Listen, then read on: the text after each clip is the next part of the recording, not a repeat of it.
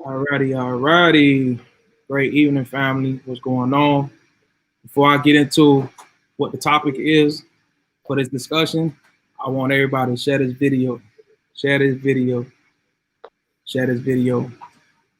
We got a good one going today. And it's been a while. It's been a while since I've been on. And the reason why I say it's been a while is because I'm normally going every other day. So I think my last live was on I think Friday. Yeah, my last live was on Friday, so I didn't do anything since then. Um, and normally I go Mondays. I do Mondays like sometimes in the AM, sometimes in the PM. So I really didn't do anything. I was pretty much trying to, just recoup and recover and getting a lot of studies done and just get my information so that way I can present more content for you guys, new content. But anyways, we have a special guest. We have a special guest. We go way back, right? And Okay. when it was, we met at the David Banner event, but I've been knowing you longer for that. Yeah. Yeah, from that. So we go back. But our special guest today is Sheila. Okay. And before we have her introduced, we're gonna start it off how I normally start it off, and then we're gonna go from there. But today's topic is herbal remedies and natural health. Herbal remedies and natural health. Family, share this video, share this video. If you aren't already, please do me a favor, a big favor, a huge favor, and subscribe to the YouTube channel. It's at the bottom. And subscribe to the YouTube channel at Alkaline Environment. Please subscribe to the YouTube channel at Alkaline Environment. Also, if you aren't following us, follow us on all social media platforms: Instagram, Facebook, TikTok, Periscope, you name it. We on all platforms, mostly by the name of Alkaline Environment. Please do so if you haven't followed us already. Okay. And before we get into it, we're going here. We're gonna start with our little introduction, and then we'll be right back. Okay. So y'all give me a second.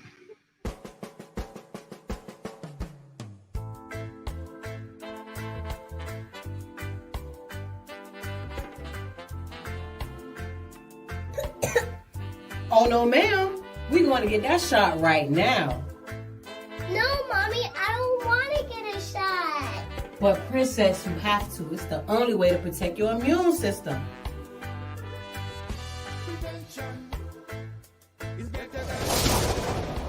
Hold on, wait. Before you get that shot, there's another way. Mr. P is here to bring you the knockout tea. The knockout tea? What is that? Well, I'm glad you asked. It strengthens your immune system, protects you from the cold and flu. It has all natural ingredients: organic elderberry, manuka honey, sea moss, ginger, clove, turmeric, and many more. And also, it's great for kids her age. Try it. You won't regret it. This tastes amazing. I feel better already. Thank you, Mr. P. No problem. It's my duty. And always remember, prevention is the best cure.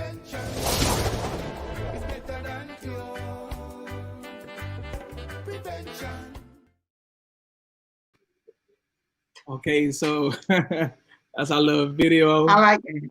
Yeah, appreciate it. So prevention is the best cure, and that brings me right into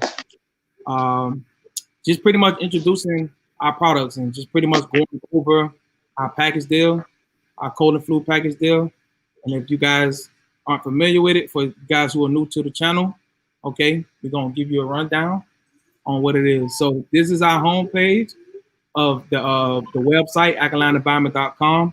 So y'all feel free to shop with us. And when you go on here, when you scroll down, you see right here where we have the cold and flu collection. Okay, and pretty much these items consist of items that help and protect and keep your immune system intact, and just prevent cold and flu, H1N1, and so forth and so on. Y'all know the rest. I'm not even gonna say the name, but that's basically what these products consist of and what they do. So right now we have the package deal going on, and I encourage everybody to take advantage of it. A lot of people haven't taken advantage of it because it's a deal that you pretty much can't resist. And pretty much it consists of when you buy 2 items, you get the third one free. So if you get 3 items, and whichever one is the lower price, that's the one you get for free. And then as an addition, we throwing as a bonus, we throwing a 1 ounce of our Baobab vitamin C. Okay, 1 ounce of our Baobab vitamin C powder. Okay, so let me just give you guys a rundown on how this look. So when you go on our page, you see it right here. Click on cold and flu collection, right? And then you're gonna see. Let me go to the products. Cold and flu package. You click on that, and it's going to take you to the products. It's going to take you to our products. So we have the knockout tea, as you just seen on the little commercial ad, and then we have the sea moss gel. So we have 2 different types of sea mosses. We have the sea moss gel by itself, and then we have the sea moss with the bladderwrack gel. Okay, you have to inbox us, DM us to get the information on the difference between the 2. Okay, for the sake of this video. So we have the elderberry herbs, and we have all sizes from 8 ounce to 16 ounce to 32 ounce, whether it's the sea moss gel or the sea moss gel with the bladderwrack. Okay, so we have the elderberry and liquid syrup. We also have that, and we have the cold and flu blend, which is with the echinacea and the elderberry herbs. And then we have the elderberry tea, 32 ounce, and then we have the knockout tea, 32 ounce. The difference between those 2 is the knockout tea has hibiscus, and the elderberry is just elderberry by itself. So it's some of the same ingredients, and just one has the hibiscus and one doesn't. And these are our top sellers, man. They go like crazy. People love it. Taking care of all types of people with all type of illnesses and diseases and things of that nature. And also you can book us online for a consultation.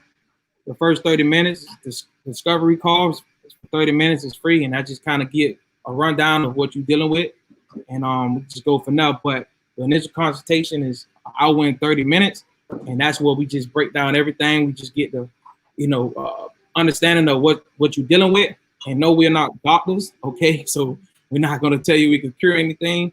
We just holistic advisors. We're going to give you the information that we feel is most suffice for you and your situation. That's just what it is, and it's based off experience. And it's also based off of, the wisdom and knowledge that we obtain by doing our research and so forth and so on. And all praises to Dr. Saib.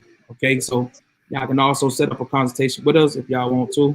All right, hour and 30 minutes, $45, which I feel is a great price. All right, and there's a lot of information to get covered. A lot of times the consultations go over the time.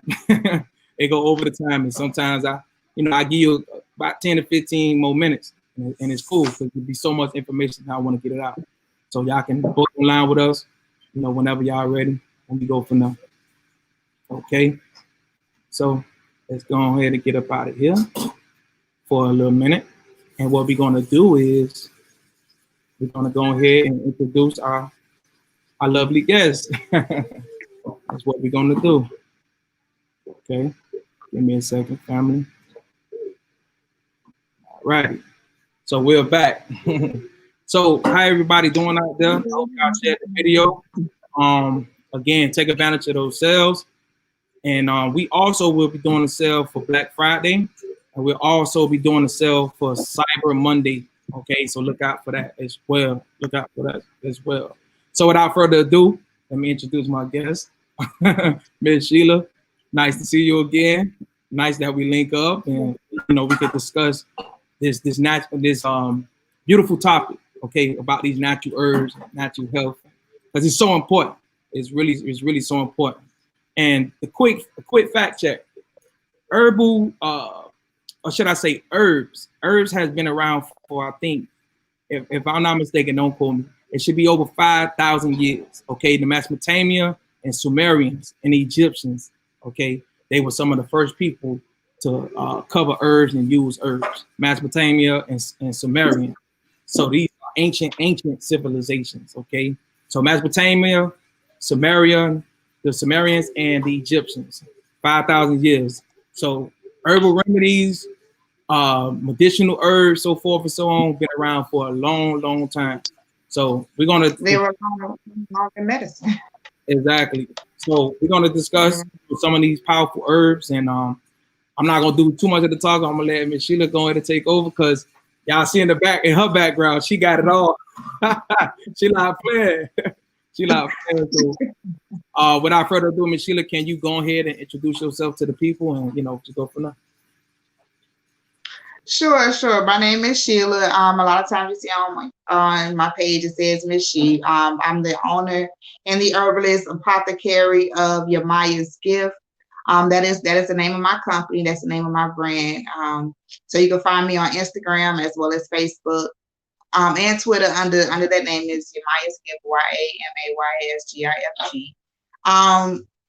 This all started really from just one herb, and like you said, when it comes to natural healing, and once you start to get down and understand that phrase that we say so often of heal thyself, and once you learn it and you get it in, you begin to learn it and work it, it's consuming, and that's just what happened. It started from one herb, two herbs, and added more. Then I was just, because what happened was I just became tired of hearing the same old thing. Oh, that runs in my family. Oh, this or it's just how it is. And it was just, I didn't want to begin to accept those prescriptions or diagnoses. And thankfully I have my husband.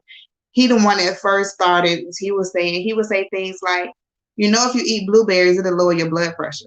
Beet's good for your blood pressure. So then it became that way, from food to going into herbs. And thankfully I've had people, mentors, a great healing community around me that has always cultivated that, and I've always been able to learn from and grow from. So that's how I started. So I've been able to heal myself as well as other women of of issues like fibroids.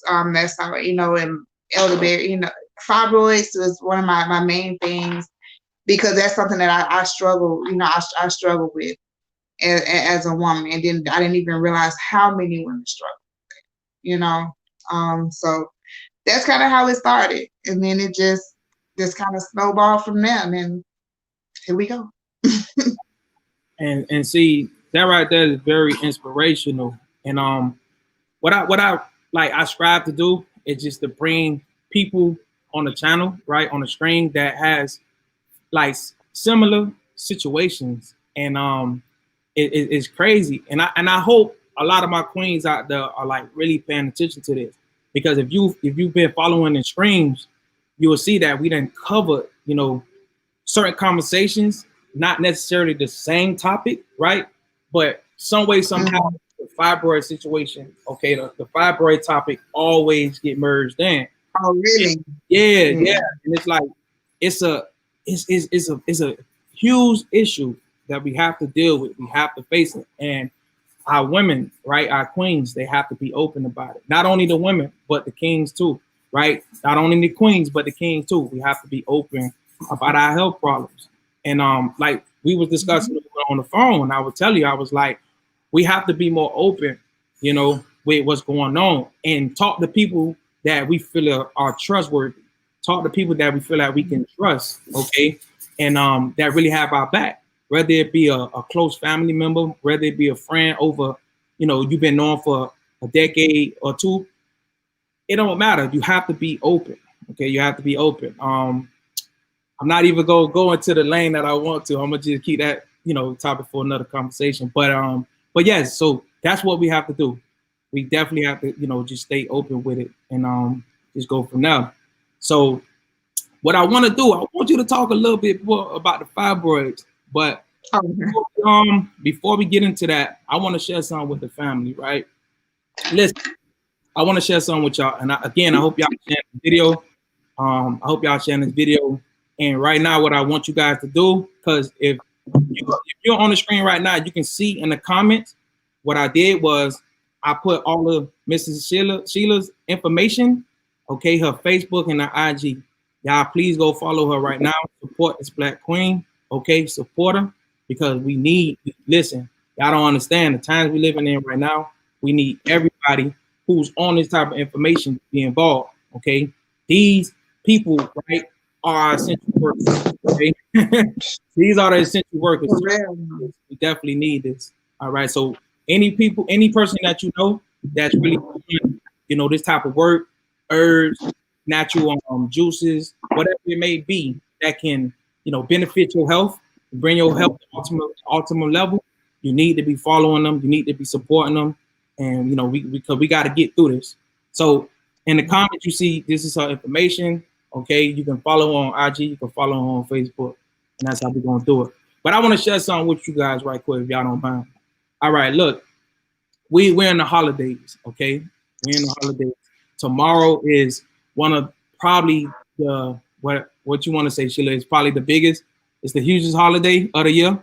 One of the biggest. Right? And the reason, you know what, I'm gonna agree. I'm gonna say yeah. I'm gonna say it is, and I'm gonna say the reason why. Because this is the only time, right? This is one of the only times throughout the year that I could think of in regards to holidays where we actually come together as a family and congregate. Okay, it's really no other, because even with Christmas it's like it's kind of a little intermediate. But with Thanksgiving, I mean, you got families, okay, that fly from other parts of the world just to come together and eat at No other time of the year. Yeah. So Thanksgiving is probably the biggest holiday, and this is not to take away from anything that you guys do traditionally. And me myself, I actually just celebrate the holiday and in regards to Thanksgiving for the family concept of it. But listen, I know there's a lot of people out there who's on this live and who know somebody who's really trying to make that transition. And I'm gonna share something with you guys that I want to share, and it's what helped me through my journey. Listen, I have a huge family, and we used to, come together. We still do. We used to come together every holiday. And when I started to transition, and when I started to eat more, plant-based and remove myself from the meat and things of nature, what I did was I had to. It was a mental thing, because you don't want to just separate yourself. You don't want to, take yourself away from everything. You still want to, be involved and be with your family and stuff like that. So what I had to do was I had to come up with a concept, right? Or a strategy, should I say. I had to come up with a strategy on how I'll be able to fit in without feeling like I'm left out. You feel what I'm saying? So what I did was I just started, when I got my resources up, as far as, people I can get vegan food from and something, stuff like that, or even cooking myself, I would still go around my family and I bring my own food. That's what I would do. I bring my own food. And that right there, what it did was, that was so monumental, because of the simple fact that it steered me away from temptation. It steered me away from falling into temptation. Because if you just started out, right, and you're trying to go vegan, you're trying to go plant-based, and you're like 2 months in, right? That's not long enough. That's not a long time. And then boom, Thanksgiving come, and y'all know you got a big family. You're gonna have everybody around. You're gonna be it's gonna be peer pressure, because you're gonna be like, yo, I know such and such gonna be like, oh, why you ain't eating this food, and why you ain't eating that food. So all you do, bring your own little plate. Bring your own little plate, because I'm gonna tell you, if you've been, plant-based vegan for 2 months, you've been doing good, you're persistent with it, right? You disciplined, and you don't bring your own food. You go around family, and it's like 10 people coming down at you, right? Ask you so many different questions. If you're not tough, if you're not mentally tough, right? You're not mentally strong, you're gonna relapse. there you go. You're gonna go right. You're gonna have to go right back to the drawing board, and you're gonna have to hope that you don't, go back down that road that you're trying to get away from. So it was one of the things that I had to deal with, and I was very knowledgeable to really explain why I was doing it. So it made me feel more comfortable. And then my family just automatically, just out of nowhere, they just started to respect it. They just started to respect it. So that, I just wanted to share that with y'all, because I know a lot of people, really on their new journey, and it'll be something like Thanksgiving that'll throw you off, because you don't want to be around for family. You want to be around family, especially as people that you hardly seen in a long time. You want to be around them, but you got to just be smart about it. You can have fun without feeling like you being a pest, if that makes sense. So I just wanted to share that with y'all, and that's what I've been doing all the time. Like no matter what holiday it is, I bring my own food. But my family know I stand on my square. They already know what time it is, so I don't feel discouraged no more. I've been vegan, well, plant-based for 3 years, and I've been really on my journey for 5. So my family know what time it is. So that's just for my people who just really, really starting to get out there. So I hope that helped. But I'm gonna pass the mic. No, you good. You good. 'Cause that's actually that is one of those good things, like one of those tips, because it's not easy. You know, especially even not just having the peer pressure. Is you remember what your auntie macaroni and cheese tastes like? Exactly. You know what I'm saying? You know what your grandma cake was like. You know, so it's not that, but I know like another like one of those things. If you have your goals and you have them set, like even myself, I fall off. You know what I'm saying? Especially with all of this that was going on, you fall off, and like you were saying, it's like a drug. You know, I said I had to came to it like you have to treat it like a drug habit. You know, because you have to make it, because it is, because when you start to look at the chemical compositions, you know, when they break down into it, you're gonna have the same results as a drug a lot of times. So, you know, that's one of those like, and that's, you know, and I always tell people too that you have to make sure that you're making it when you make up your mind, but then you also have to make sure that you give yourself an out. Like you give yourself an out as a taking your food with you. You know, I could, you know, my out would be is just replacing a lot of things. You know, because when I come, I do a lot of, well, not a lot of, I do clean eating. So when I do my I make everything. So even if it goes down to my craisins that go on my salad, if I have candy nuts on my salad, I made those. I toast them in honey myself. If I use my salad dressing, it's because I made it. If I, you know, even when it comes down to your condiments, you know, so for me, that's my way in, because you know how long it takes to do that. So it's going to automatically make you to me, you know, that's what it does for me. Is it makes me kind of not want to do too much, you know, because I know I have to go through all of the trouble to, you know, doing all the preparing and stuff. But then it started out as a chore, right? But then now that's my woosah. You know what I'm saying? I can stand here and I could juice for 2.5 hours to get my stuff together for the week, and that's my relaxation time. You know, because actually I'm coming in content because it went from being a chore to being an honor. You know, because we throw so much trash in ourselves in our body so often without even thinking about it. To actually be able to sit there and spend time preparing your food, to me, is what I find the joy in. You know, because we talk about what worked for grandma back in them days, and they lived and they ate and they did all of these things, but we also they spend a lot more time preparing themselves, preparing their foods. You know what I'm saying? We get all of our food a lot of time out of a bag, out of a window. Yeah. You know? That's deep. And yeah, that's because, but that's the reality of what it is that we're doing. You could cleanse, like Taco Bell, for instance. You could cleanse, and once you get off of that, all that fast food and all of that, when you smell that fast food, it smells like rotted meat to me. And that's why I use Taco Bell as an example, because that one smells the worst, right? That's true. Anybody can tell you that. Yeah, it smells the worst. So it's just like, but then you will tell yourself, man, it's good. I still eat it. When you want to have your little backside, I'm gonna just go ahead and eat it anyway, knowing it's gonna tear your stomach up. Right? So it's like we get so used to eating food that tastes like rotted meat that we don't even care, because just because it tastes good, we'll eat it, even though we know it smells like rotted meat. Yeah.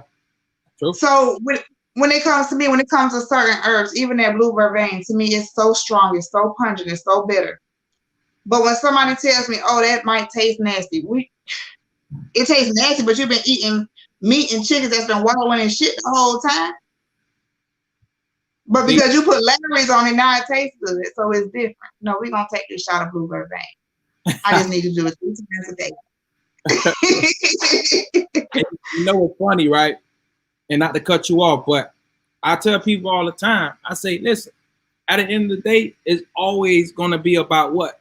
2 things, your herbs and spices, Okay, your herbs and spices, how you season the food, because you can make any food taste good. I don't care if it's vegan, vegetarian, plant-based, if it's meat. It's always about the seasoning. Okay. Yeah.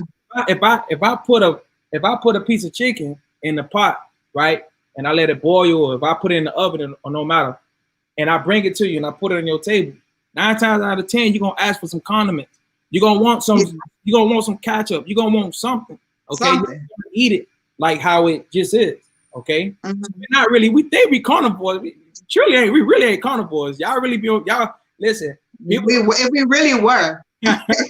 You see what I'm saying? So, and it's not to throw any shots at anybody, and it's just to be real.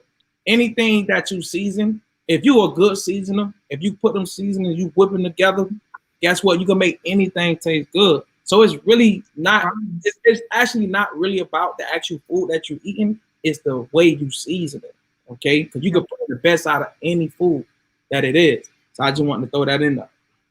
Yeah, we were talking about that before we started. I'm like, that's the part of my issue. I could cook. Yeah. So and that's what it is. A lot of people be bucking that. They be bucking the simple fact that they don't know how to cook and they be scared. That's it. I'm like, I'm sorry, but you know what? But then the thing is, look behind me. I have so many herbs here, and now that I'm brought them out, because this before it was here, it was in my linen closet. Okay. So once we brought them out, and now it's here, and now so many more herbs make it into dinner. You know, because there's so people we overlook the versatility of herbs. You know, nettles. I love nettles. It's great for antihistamine. It's really good. It helped me get off a lot of my sinus medicines and things of that nature. So nettles, so simple. You can drink it as a tea. You can put it in a capsule.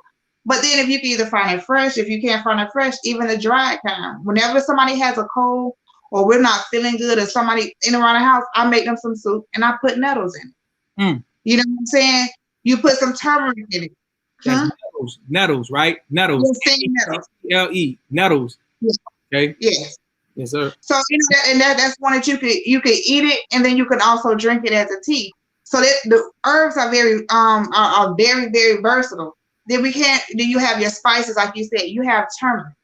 You know, that's a great spice. It smells really good. Most people, especially down here in Miami, real familiar with it because of the curries. You know, people in the islands or wherever, very familiar with those types of things. And it tastes good too, and it smells good. That's another thing with turmeric. It's good for your skin, but it smells good. If you burn turmeric, it has like a perfumey smell. Yeah, I said I love turmeric. I love what else? What's the other one? Turmeric, and I can't think of it right now. It'll come to me though. But those are powerful herbs. Ginger, and I was thinking about the other one. I can't think of it. Don't put me out there like that. But yeah, I'm just saying because they go good together. But yeah, like Mrs. Sheila is saying, like, this is very important information. And not only that, when you look at, this is another thing a lot of people don't know. A lot of our herbs and spices are responsible for our nutrients. That's what a lot of people don't know. Like, a lot of people don't know. If you take some rosemary right now, okay, you take rosemary, you can literally sniff rosemary, okay, and it will help improve. A lot of people don't know that. Improve what? It'll help improve your memory by sniffing rosemary, okay? So a lot of these herbs, when you look at a lot of them slavery movies and things of that nature, you will see like our ancestors was huge on that. If you seen 1804 Revolution with Tariq Nasheed, you didn't see it? The Haitian Revolution, 1804. No, Queen, you gotta watch that. It shows. You see me getting my pen. I'm like, wait, hold on, what? You gotta watch that 1804 Haitian Revolutionary. You'll see how and I can't think of his name right now because it just came to me. But when you watch it, you will see how the guy, he was a Haitian and he used nature. And it was basically explaining how they was able to, in the war. Huh? It was basically, what his name was? Yeah, so it was basically they were showing how he was able to use nature, okay, against against the oppressors to basically, trap them and just do all these different, Yeah. cool and magical things. So it just really just take your mind to another level. It take it to another zone when you think about how important the herbs. Mendel, right? Macandel, that's his name, Macandel. So when you watch that, yeah, I encourage everybody to go watch that video and that documentary, Haitian Revolutionary 1804 by Tariq Nasheed. So as we're talking about the herbs, it just made me think about that actual documentary and how important it was, and how they just was showing how nature played such a major and huge role in their victory, okay, and they rebellions. So that just to add more to the or add more content to what we're actually talking about. But what I want to do, go ahead, go ahead. No, you were saying that how they had used nature to actually overcome, and for those that people that are really pushed and are really into pharmaceuticals, no disrespect to anybody. However, we would not have a pharmaceutical industry if there were not first herbalists, if you did not first have herbs, because most medications have a plant origin, which is why they're so busy burning up the Amazon. But you know what I'm saying? So it's like, so it's not, you can't have pharmaceuticals without herbs, but you can have herbs without pharmaceuticals. You know what I'm saying? So they're only one is dependent upon the other. Huge facts. So with that being said, what we're gonna do, we're gonna move to the next phase of this stream, and we're gonna start showing you guys a little bit of the benefits of some of these herbs and how you can go ahead and purchase some of these herbs. I actually carry some of these herbs. Mrs. Sheila, she carry a lot of herbs, and we're gonna go from there. So y'all just bear with me right quick as I share my screen one more time. And feel free, family, to ask questions. Please feel free to ask questions, because that's what we're here for, to ask questions and give answers to the best of our ability. To the best of our ability. So let's start right here, right? Let's start right here. So one of my favorite, okay, and Mrs. Sheila said the same thing. One of my favorite herbs is fennel. Okay, fennel is one of my favorite herbs. And just to share another testimony with you guys, when I first started, and share this video, please, and actually, you guys post your comments at the bottom. Okay, so when I first started on my journey, okay, I had a tough time, pretty much cleaning out my system. I'm gonna say that to the least. So when I started listening to Dr. Sebi, he would always talk about certain herbs, and when he mentioned fennel, it just something like it just connected with me. So what I did was start buying a lot of herbs, and I was like, man, listen, I don't got nothing to lose, everything in the game. But before that, I actually started buying a lot of Dr. Sebi's products, and that's another topic for another day, because the way Dr. Sebi, when he was here, okay, when Dr. Sebi was alive, when he was here, the way his products used to hit, oh my God, okay, I've never felt nothing that powerful, okay, in my life. It was crazy. I'm talking about from the BioFerro, from the Bonjol, from the Bromide Plus, all those different, powders and herbs. Like, it was just crazy. But the fennel just became one of those medicinal herbs that I really liked, and I started to pretty much depend on. So when I started taking it, and I bought it and I started taking it, the first thing that I noticed was it was helping with, my bowel movements. So it was actually helping me get rid of, constipation. I was constipated for a little minute, and I'm talking about to the point where it's like we got 7 days out of the week, right? And I probably would use the bathroom 3 times out of those 7 days. It was crazy. And everybody should know this, that your immune system is part of your gut. Your gut is a part of your immune system. Okay, so if it's a problem going on in the gut, 9 times out of 10, it's going to transition right into your immune system, and that's where the chronic diseases and everything, that's where they thrive at. Okay, that's where everything stems from. So if you have a problem with your gut, constipation, IBS, okay, you're dealing with ulcers, you're dealing with so many different things. Listen, you are, like, I'm telling you, throwing rocks, okay, at the door of chronic illnesses and diseases. You don't want that. You're throwing the rocks at cancer, so forth and so on. You don't want that. Pancreatic cancer, all that. So the fennel really, really helped me. And I started taking it in tea form. All right. I started taking it in tea form. So I noticed that my bowel movements was getting better. I noticed that, it was flushing me out. And I noticed that it was helping get rid of my constipation and things of the nature. So I became a little addicted to it. But of course, like anything, it's a form of balance always. So I ain't too much. But I started taking it, and as I was taking it, it was just helping me in so many ways. So as you can see right here, this is some of the benefits from it. But this one right here, okay. Oh, I'm sorry. Yes, oh, sorry, y'all. Give me a second. Let me go back to it.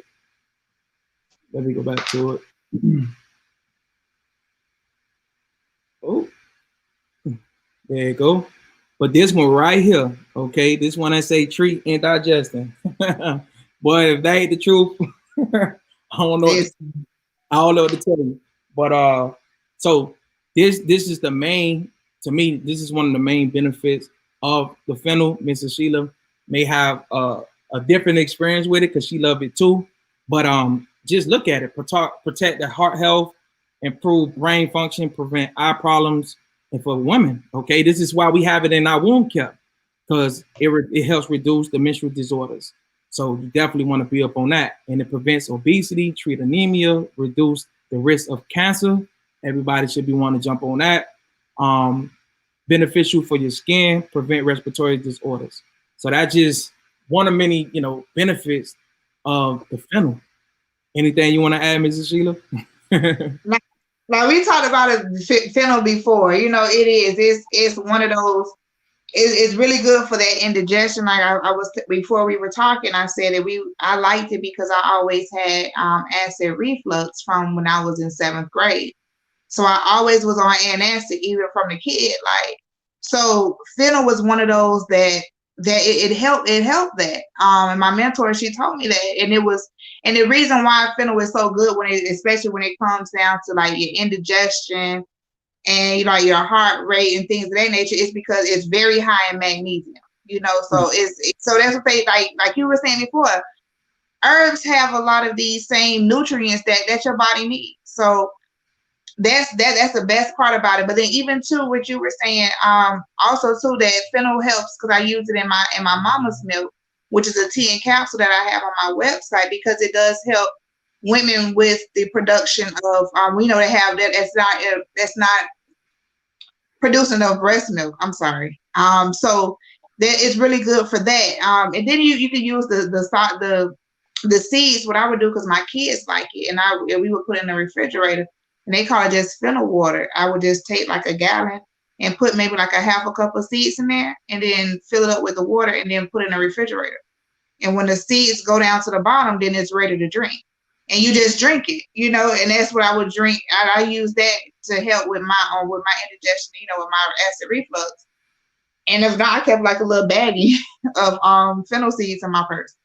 So instead of having the Rolaids, because in the Rolaids, they have metal in them, and then they start tearing your stomach up too, and they not good for you either. So I did that. And I never had to go back. And then also, when you go find them in the bulk form like that, they taste really good. I was telling you that I roasted some with some beets.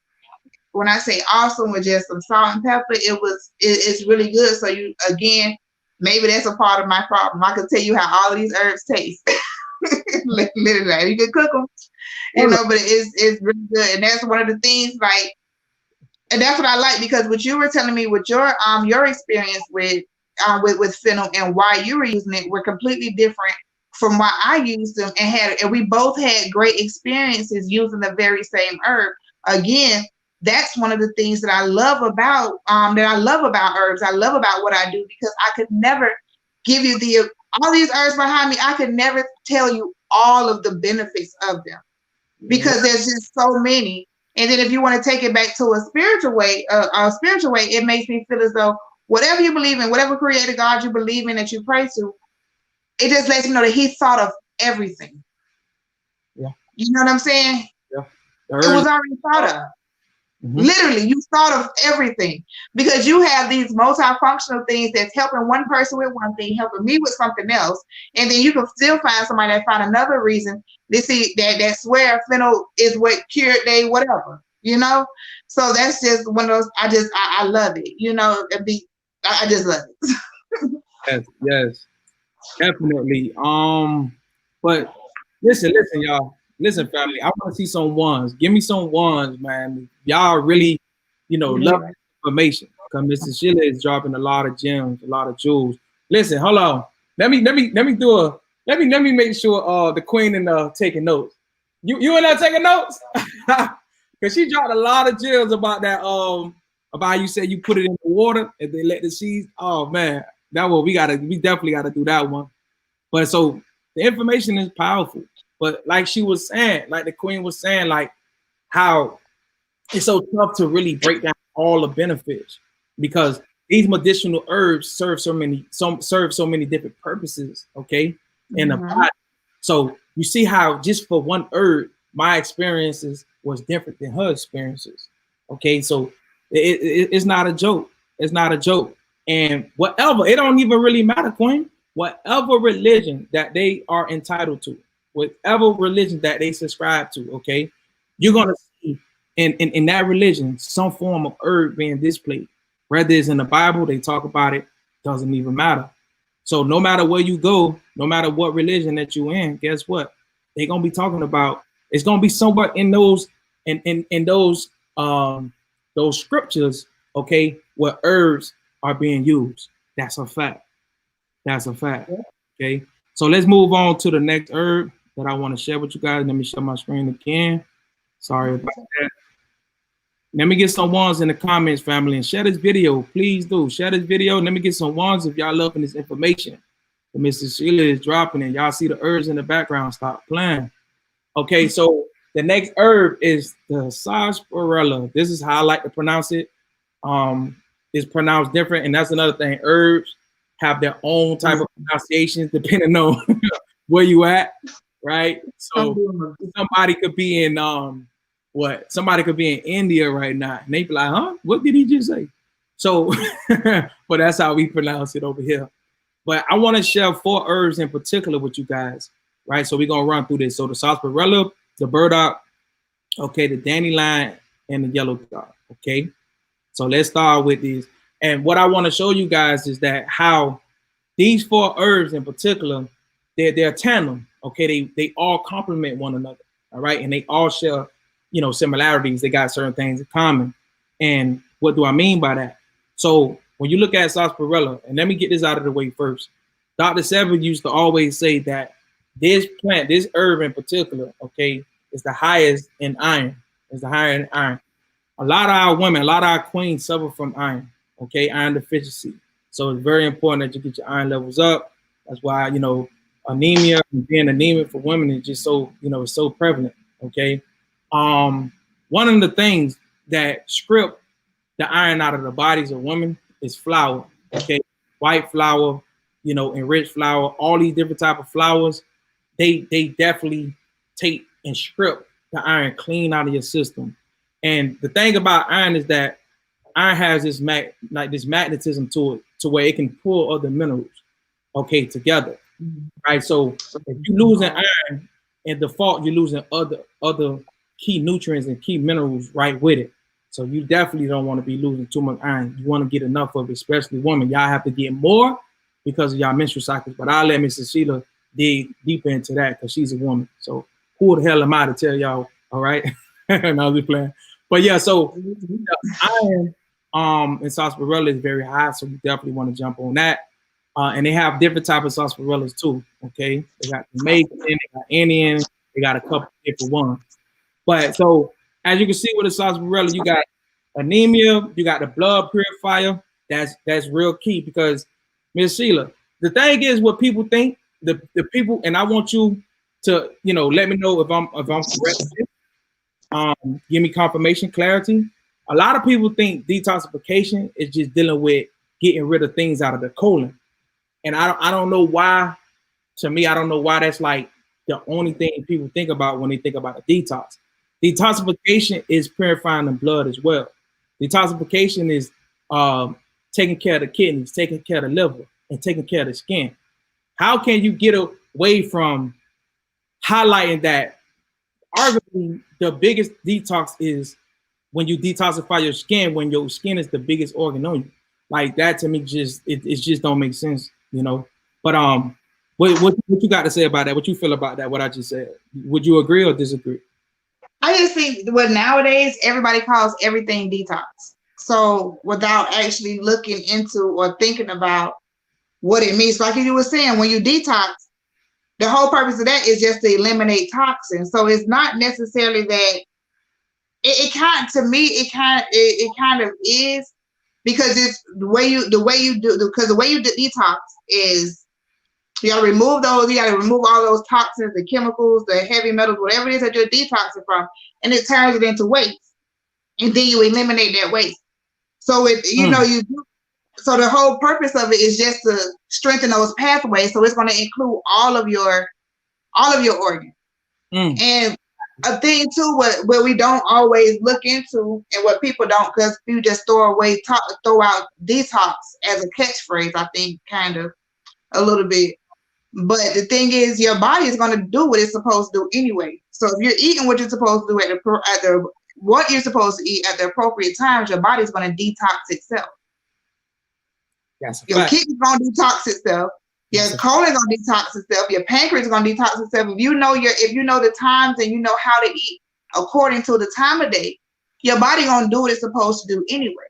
Yep. A lot of times now, I think that we've turned detox into a drink. You know, they just think, oh, I'm a detox. I'm drinking my detox tea. But then they drink their detox tea with food that you're not supposed to have.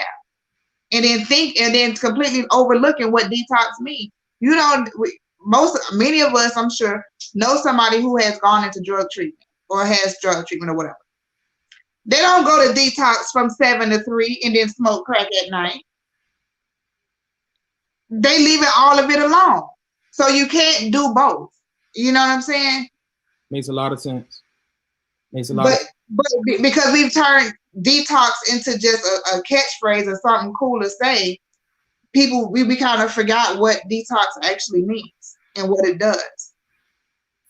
Listen, man. I don't know if y'all hearing this, man. This is straight. I don't like to talk. I'm like, was that wrong? Listen, this is straight gems that's being put out today, man. Y'all getting this stuff for free right now. Y'all getting this information for free. Mrs. Shirley, she's lighting it up. I'm being educated right now. Understand this. I'm being educated right now, okay?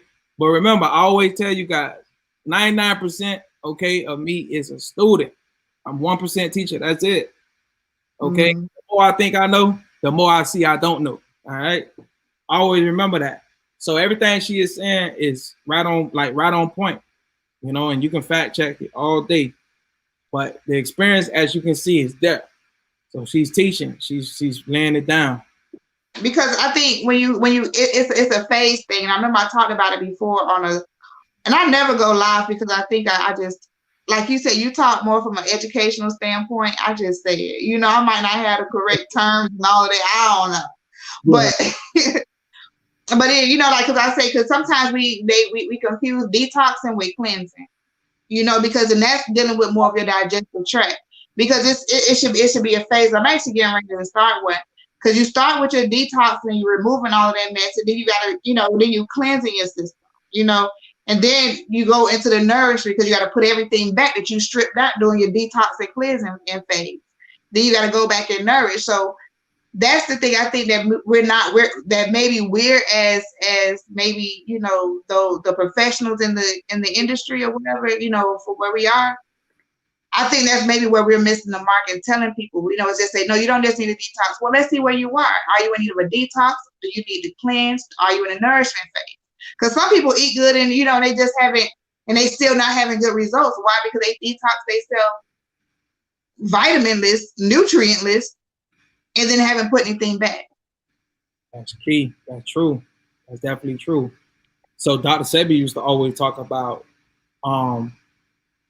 what he used to always talk about is the chelation. He would always talk about cellular cleanse and things of that nature. And it's true. You know, once you strip out all the bad stuff, you want to replenish. So it's definitely true. And a lot of people got to be careful when they get in certain detoxes from people, because a lot of these detoxes, they have one main goal. And a lot of them, the only goal is to do what? Force a bowel movement. And that's not safe, because what it does is it just take all the water, okay, that's in the body, and then it just forces and pushes the bowel movement and it dehydrates you. So if you understand what Mrs. Sheila is talking about as far as replenishing yourself, okay, you're stripping yourself from all your electrolytes, okay, you're gonna dehydrate yourself, and you might eventually end up passing out. You might have to go to the hospital. And on certain emphasis, I didn't heard people, you know, and people have came and told me that, like, yeah, I done took this detox, and you know, it did this and did that. I had a homeboy, I'm not gonna say his name, not too long ago. He was like, bro, you know, I just took this detox from this guy, and I just keep shitting. He said, man, I done shitted over my whole self. And I'm like, what? They're like, yeah, man, I got the run. You feel me? It's coming. And I'm like, oh, I don't know about that. I'm like, okay, did you drink a lot of water? He like, nah, I ain't really drink. You know, I just drank the recommended amount that he said, and I just keep going. And I'm like, I don't think that's good, bro. So yeah, good, you know. So you got to be very careful, because you can be trying to try something and your body don't, you know, it don't sit well with your body, and you can end up in somebody's ER. So listen to what Mrs. Sheila is saying, and really take that into consideration and do your own research. Don't just jump out there head first before you detox. But it's very important.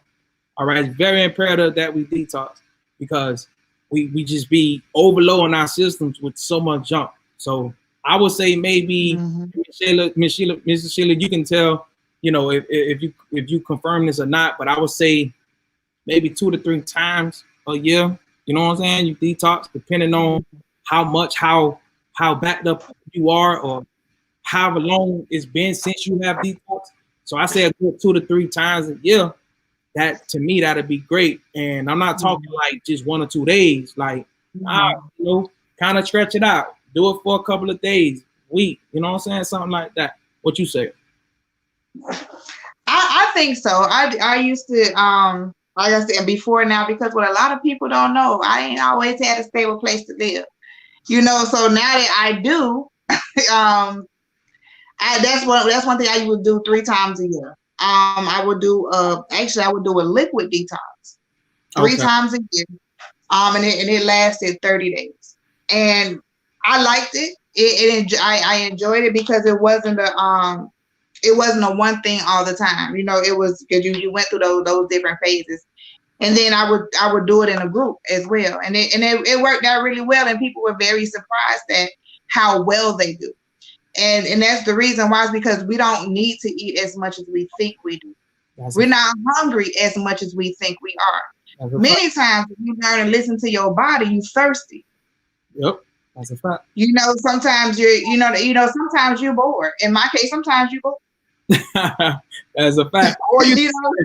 Or you're depressed. Go ahead, keep going. Yeah, you know what I'm saying? We eat for so many different reasons, and that's why we have a hard time when we learn that when we try to eat differently. We learn how little we have in common with the people we're around all the time that doesn't circulate around food.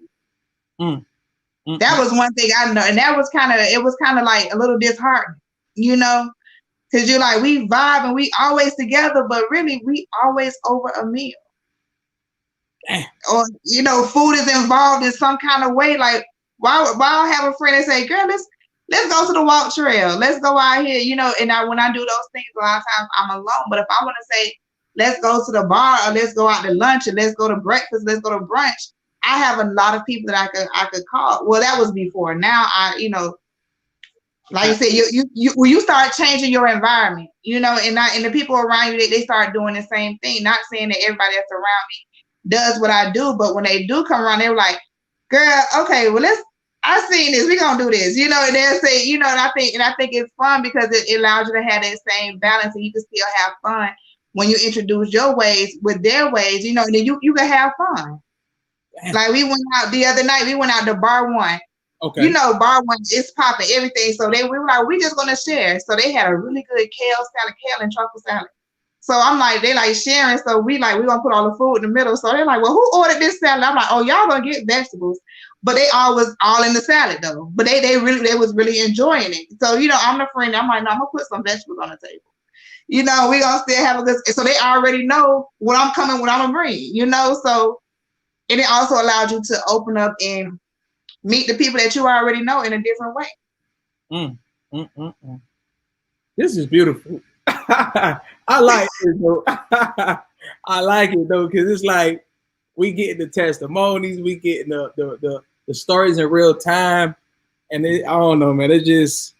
It's very powerful. We gotta do this again because we was all on the phone. We gotta do it again. It's powerful. I mean, I know the people. Listen, we feed you guys. We feed y'all soul tonight, man. I mean, that's a wonderful story. It just go to show you how you can, you know, you can be a leader and show your friends, man, show your loved ones the right way. Just lead them in the right, you know, direction. And that's magic to me when you can be around a group of people.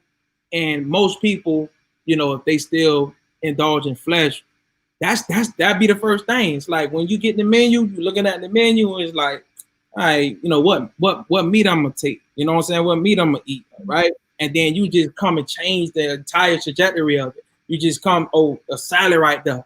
And now everybody just focused on this salad. So it just shifts the momentum, it just shifts, right? The mindset. So to me, that's magic. That's magic to me. That's what I call magic. Because that right there is that's powerful. Because now the next time they go out, next time y'all go out together, they're gonna be thinking the same thing, you know. And it's gonna, because we eat we eat with our eyes, right? And most of the things that it's recorded, it's memorized. Okay, so every time, because when you think about it, every time you have a sensation that takes place, right, or you hungry, what actually comes to your mind is what, and you can tell this is a fact, right?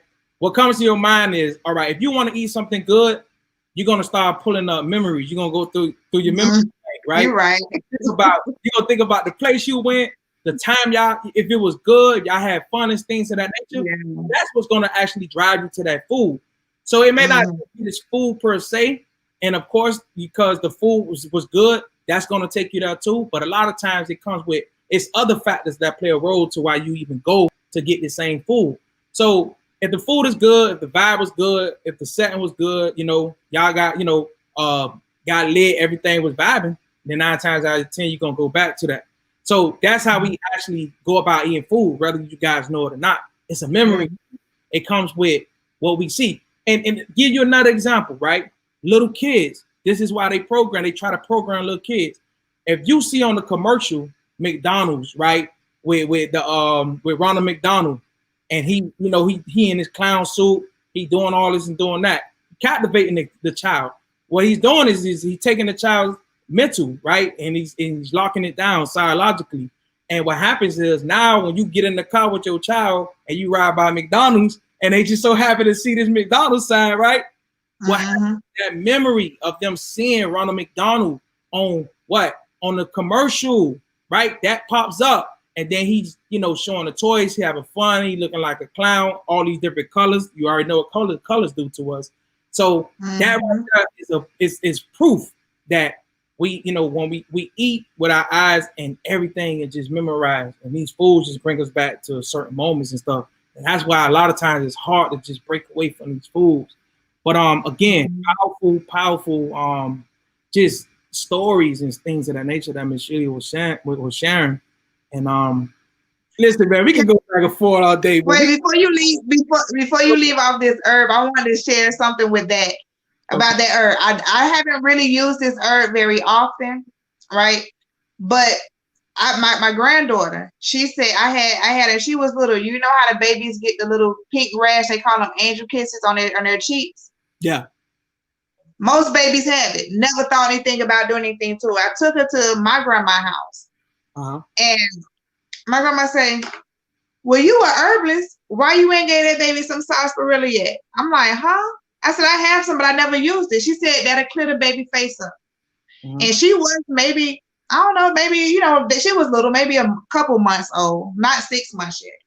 So what I did was I made just a little bit and I put it in like a little 4-ounce bottle and I gave it to the mom. I said, well, just let her suck what she'll suck. Okay. When I tell you that baby sucked, maybe like two sucks, and that was it. And then the next morning, she had another 2. By that night, my baby face was clear. All that stuff it flaked off. Cause I already do their their washes for them and their body oil for them. But she just had but most people, that's a common thing on babies' faces. And then I'm looking at it here and you're talking about all of it does, but then the last thing it says is skin issue. And that was one and all she had was just a couple sucks.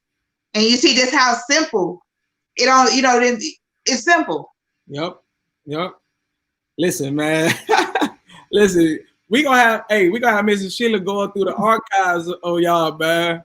We ain't even gonna do it like that, but the stories just keep getting better and better. We already an hour in. And we just did 2 herbs. Listen, and I'm just I'm stuck on 2 herbs, and the conversation is so good. But I want to talk about dairy a little bit. You know, dairy products, and I'm gonna be dropping a lot more information on the dairy products. But the dairy products do cause a lot of these allergy issues to take place. It's very it causes allergenic, all right, and these allergenic is everything from eczema, psoriasis, dermatitis, and stuff like that. Dry skin, rashes, blemishes, things of that nature. So you still indulging in the dairies. You got to understand that dairy products will cause allergic reactions, okay, to take place in your body. And this is why I'm showing you guys some of these herbs, because the sarsaparilla, as you can see, is good for skin issues. And why? Because it's a blood purifier and it's a liver cleanser. You know, the liver does all the detoxification alongside with the kidneys. So when you're cleaning the liver and you're cleaning the kidneys and things of that nature, then ultimately it's going to help with the skin. So, you know, blood purifier, liver cleansing, skin issues is what you're going to see with not only the sarsaparilla, but like I was saying earlier, all these other herbs, they have the same thing in common. So let's go to the burdock root. I'm gonna just run through this right quick. That's that baby, yeah. I'm gonna run through this right quick. We can deal with them. So burdock root is another one. And again, at the bottom, as you see right here, at number 9, cleanses the blood. So there you go again, and then you see it say soothes eczema. So here you go again. Then right here at the top, it say red kidney and gallbladder stones, right? I mean, it's just crazy. Like these medicinal herbs, like they're just so powerful. And this is not only from me just doing research on these herbs, but I've been using these herbs for a while, and they work. They definitely work. Okay, so let's just move forward, right? So let's go to dandelion. Dandelion, one of my favorites too. And again, promotes healthy, glowing skin, assists with detoxification, right? And liver support, right? So again, this is all these herbs, these 4 herbs, they're tandem, they work together, they complement one another. So when Dr. Sebi was like, he used to always talk about these herbs that they were so special. And so when I started taking them, I was taking them separate, but I was like, well, they all roots, okay, they all share similar benefits. So I was like, man, I'm gonna start blending these things together. Yeah, not only do I blend them together and drink them, but we sell it.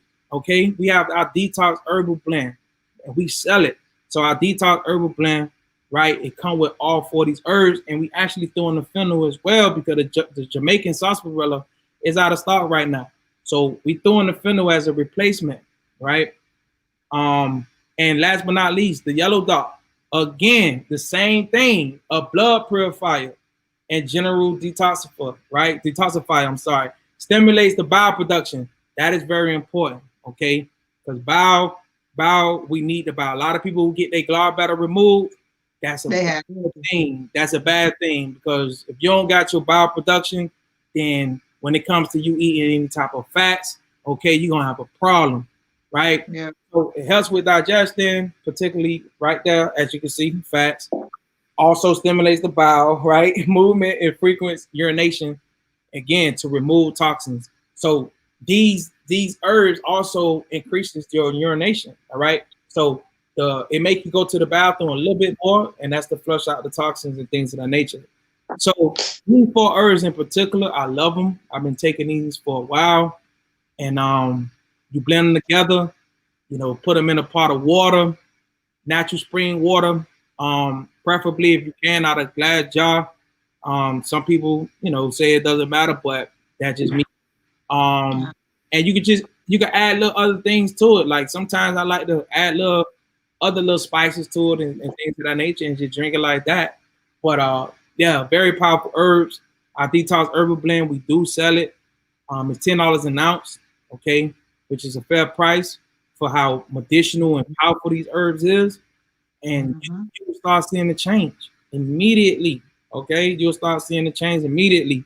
And when you know you got some good herbs, and I know Mrs. Sheila could vouch for this, is when you smell them and them things just hit you. It's like, whoa. It's no different than when you get some nice homegrown, some nice homegrown weed. You smell that thing, it's like, woo, it's potent. Okay, those aromatic enzymes and stuff like that, it's powerful. So if you want to briefly go over, because I know you said you bird out your baby. If you want to go over that, feel free. No, that's burnout is just one that I take on. I take those every day. I have it in a capsule because it helps me with the retaining of the water, because I have a tendency just to retain water sometimes. So that's that one. I love it. And then I was looking even for the ladies anybody that's paying attention, the herbs that you're bringing up, it says lower blood sugar, regulates blood sugar. So that's going to also your appetite, with your blood sugar, your moods and things of that nature. And that's one of the what I found out when I started working with the body and started learning different things. So many of these issues that we have affect our mood. Your blood sugar, that's going to affect your mood. Fibroids, they're going to affect your mood. Thyroid is going to affect your mood. So that was what was making me passionate about doing it, because these are things that are so common in our neighborhood.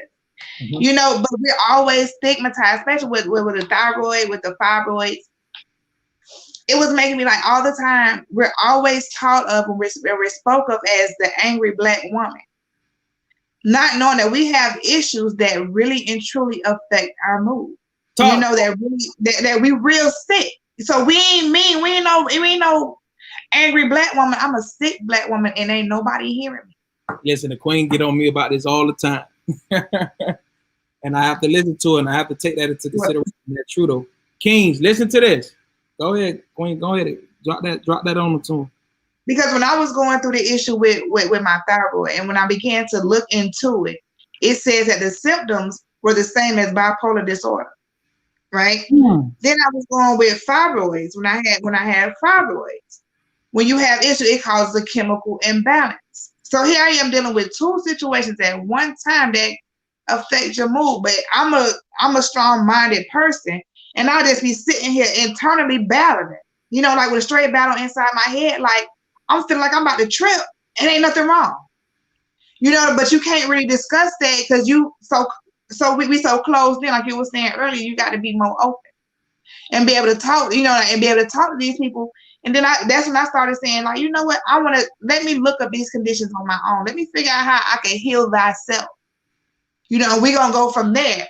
And then when I started looking at it, I was like, it's so many people that I know that have thyroid issues. It's so many people I know that have fibroid issues. And we say, oh, no, I just got a few hairs on my chin because my grandma do. No, all y'all got imbalance. Y'all got a thyroid issue. That's why some of y'all voices deep and y'all be snapping all the time. But nobody really wants to discuss that, but we automatically stigmatize as angry. Same thing with Black men. They stigmatize already as being whatever, being lazy, not knowing that most of the stuff that they eat in their body, they can't do a whole lot. Between their diet and then the medication that they taking because of their diet, bro can't do a whole lot. So now he's frustrated. You know what I'm saying? Now he at the gas station trying to get something just to maintain the erection, when really it's a whole lot of everything. It's nothing. It's so much, and that's what made me want to do it, and that's what made me even price my website the way that it is, because our community is so sick. And it don't seem like and without knowing it, you know, and that's why I'm like, we could heal a whole hood, because it's a lot of us that we sick and don't even know it. And we sick and we calling it hereditary. We sick and calling it genes. Mm. Not knowing y'all, you and your family got the same issue. Y'all, a lot of y'all conditions are hereditary. Y'all eat the same food. Mm. Wow. So y'all all got high blood pressure. Y'all all got cholesterol. Y'all all, of course. Y'all doing the same thing. Everybody doing the same thing. Everybody doing the same thing. And it's time, man. We got to break this generational curse, man. I mean, the herbs are the healing of all nations, man. It's just real. It's definitely real. It's a powerful conversation. Like, I'm really enjoying this. I'm going to be honest with you. I'm telling the family out there, I'm like, look, y'all take notes, man. You know, I'm sharing the queen information across the screen. She should have about 10 to 15 friend requests right now. Like, if y'all ain't following her, man, all right, that's on y'all. That's on y'all. Listen, I can only bring it to y'all. If y'all ain't gonna take it and run with it, digest it, that's on y'all. Okay? That's on y'all. But y'all know how to be bullshit though. I love y'all, family. I really do. I love this, man. I love what I do. And I know you love what you do, because if you didn't, you won't be on here. I do, but I don't go live because I always get nervous about talking. You ain't never go live with somebody like me. I'm gonna bring the excitement to it. That's my goal, man. It's just to make people feel comfortable. You know what I'm saying? If you feel like you're stepping out of your comfort zone a little bit, then I'll probably be a little bit more hype, a little bit more extra. Sometimes I'm laid back, but depending on the mood of the individual who I'm, having on the show, whoever the guest is, I'd be a little bit more in tune. But you told me that, and you was straight up with me. So I was like, you know what? All right, no problem. I'm gonna get put back on the flyer, right? So that way, and I'm gonna join, and I'm gonna go ahead and interact and stuff like that. But That's right. these some powerful herbs. If you want to talk a little bit more on them herbs, if not, I go to the next few herbs, and then we can. Oh yeah, I forgot. We got some more herbs. I saw you click them up. I like those too. There's some more there. The next one, everybody kind of, before I get to that one. So you got the hibiscus. Hibiscus is a good one. A lot of people love hibiscus. Like I say, it's in a knockout tea. And I've been dealing with hibiscus for a minute, and merely for the fact that it helps with the high blood pressure. A lot of things what people don't understand, like high blood pressure, it stems from different situations. I deal with high blood pressure in my 20s, and it was merely because I had a situation that took place where I was having a lot of panic attacks after that. The after effect was, me having a lot of panic attacks, anxiety, and things of that nature. So what I pretty much did was just kept, running my body into stress, which puts a lot of pressure on your adrenal glands. And being that your adrenal glands, the adrenal glands sit right on the kidneys, and then those are stress hormones. With stress hormones, they correspond with your cortisol levels and your adrenaline. Basically, by me, kept having panic attacks and anxiety and stuff like that, I put a lot of pressure on my adrenal glands, caused adrenal fatigue, and it was just shooting up my cortisol levels. And whenever that happens, your blood pressure is going to run high eventually, and it's going to be an ongoing situation. So I suffered from adrenal fatigue for a minute, and I had to really try to figure it out. But the thing is, what I was doing was I was trying to figure out what I shouldn't really even been trying to figure out, okay? Instead of just letting it be, I ran myself more crazy, okay? I caused so many more of the anxiety attacks, right, and then the panic attacks, because I was so stressed out about trying to find out how to stop them. And then my brother-in-law was like, yo, there's nothing wrong with you, okay? There's nothing wrong with you. Stop. So that's when I got into meditation. I got into meditation.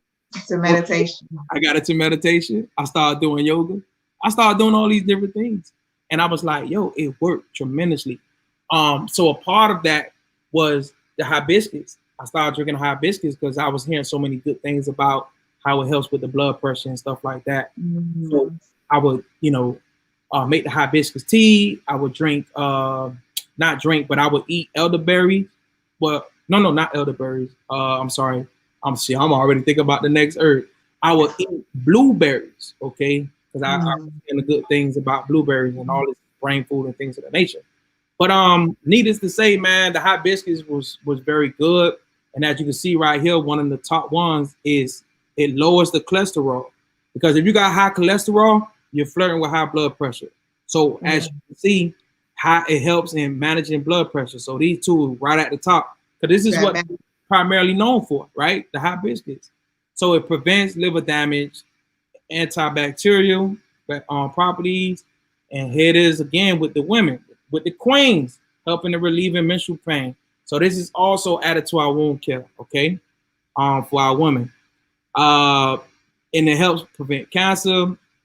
And of course, if you stress like crazy, you might just fall into depression, okay? Or if you're depressed, you might just be, stressed out, right? I'm sorry. If you're depressed, then this is gonna cause your blood pressure to go up. So it helps with losing weight, helps in improving digestion, and it helps with anti-aging properties. So that's just my take on hibiscus. Very powerful. Anything you want to say about that, Queen? I like that one. It smells good. I use it in my Hey Lady tea blend. But I like that was one of the ones with when I first started with my high blood pressure because it tastes good. The island people they call it sorrel. So when everywhere you would see it, and that one it tastes so good and it smells good. It does. So good. It does. It does, and it makes so much of it makes such a perfect blend. Because when we had came up with the elderberry tea, we was like, okay. Elderberry tea, yeah, people they gonna like people who that's in the know, all right, they gonna fuck with it. But I was like, you know what, let's tweak it a little bit. So me and the Queen was thinking about what we can do. So we was like, what about hibiscus? So we started looking it up, and of course, because you don't want to just be mixing any herb together. You don't want to do that. So we seen like with pharmaceuticals, you don't want to just mix all of this stuff together. Exactly, because you could be creating a disaster, right? A recipe for disaster. So we seen that they complement one another, and we tried it, and it just made the elderberry. And that's not to say the elderberry tea tastes nasty, because we do our thing to make it taste good. All right, to make it be very pleasant and pleasurable. But when we added the hibiscus, it just took it to another level. And people love it. People love it. And this is not the brag. This is not the brag. In the month of June, we sold probably like 45 of them bad boys in the month of June. Like about 45 of the knockout teas.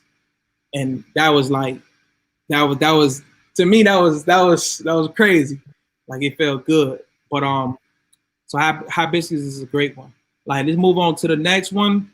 We were just talking about it, the elderberry. As you guys can see, I'll scroll in a little bit. It just get crazy with the elderberry. A lot of people know about the elderberry. It has the spotlight on it. What you say, Gwen? No, I said, what don't it do? It's crazy. So anti-inflammatory properties, antiviral properties, anti-cancer properties. Antioxidant rich, may shorten fluid duration, relaxes sore muscles, diminish swelling and mucosal membranes. Helpful for sinus issues, reduces nasal congestion, diuretic properties, detoxifying properties, weight management properties, like good source of fiber. Like it just get crazy, man, with the elderberries. The elderberries just get crazy, man. You're dealing with cold, flu, it just get crazy. And I'm gonna tell you the top thing I love about elderberry. Elderberry is a preventable herb, and it's also a herb that you take when you actually dealing with something, because it can stop. All right, you can look this up. Elderberry will stop a virus in its track. It will stop a bacteria in its track. Okay, so that makes it a preventable herb, right? So it'll actually stop the herb. It'll break up, right? Whatever that virus is trying to replicate itself, and find the host into the body, when it's trying to find its host and make copies of itself and really take over your cells and really actually get you to be sick, the elderberry will come in and stop that. Okay, when you start taking it, the elderberry will actually prohibit that. So that's one of the major things about it. So it's not just one of those type of berries or herbs that you start taking, just because you are already sick. But however, it does that as well. So as you can see, it says right here, it may shorten the flu duration. All right, this is a fact. So if you already came down with the cold or whatever, you're in the first stages of it, start taking that bad boy, and it's going to assist. It's going to assist. And that's really what herbs do. Herbs just assist with the detoxification process. Because when you sick, that's your body's intelligent way of detoxifying your body in anyways. That's what the body is doing anyways. That's your body's intelligent system, like letting you know, like, yo, you fucking up.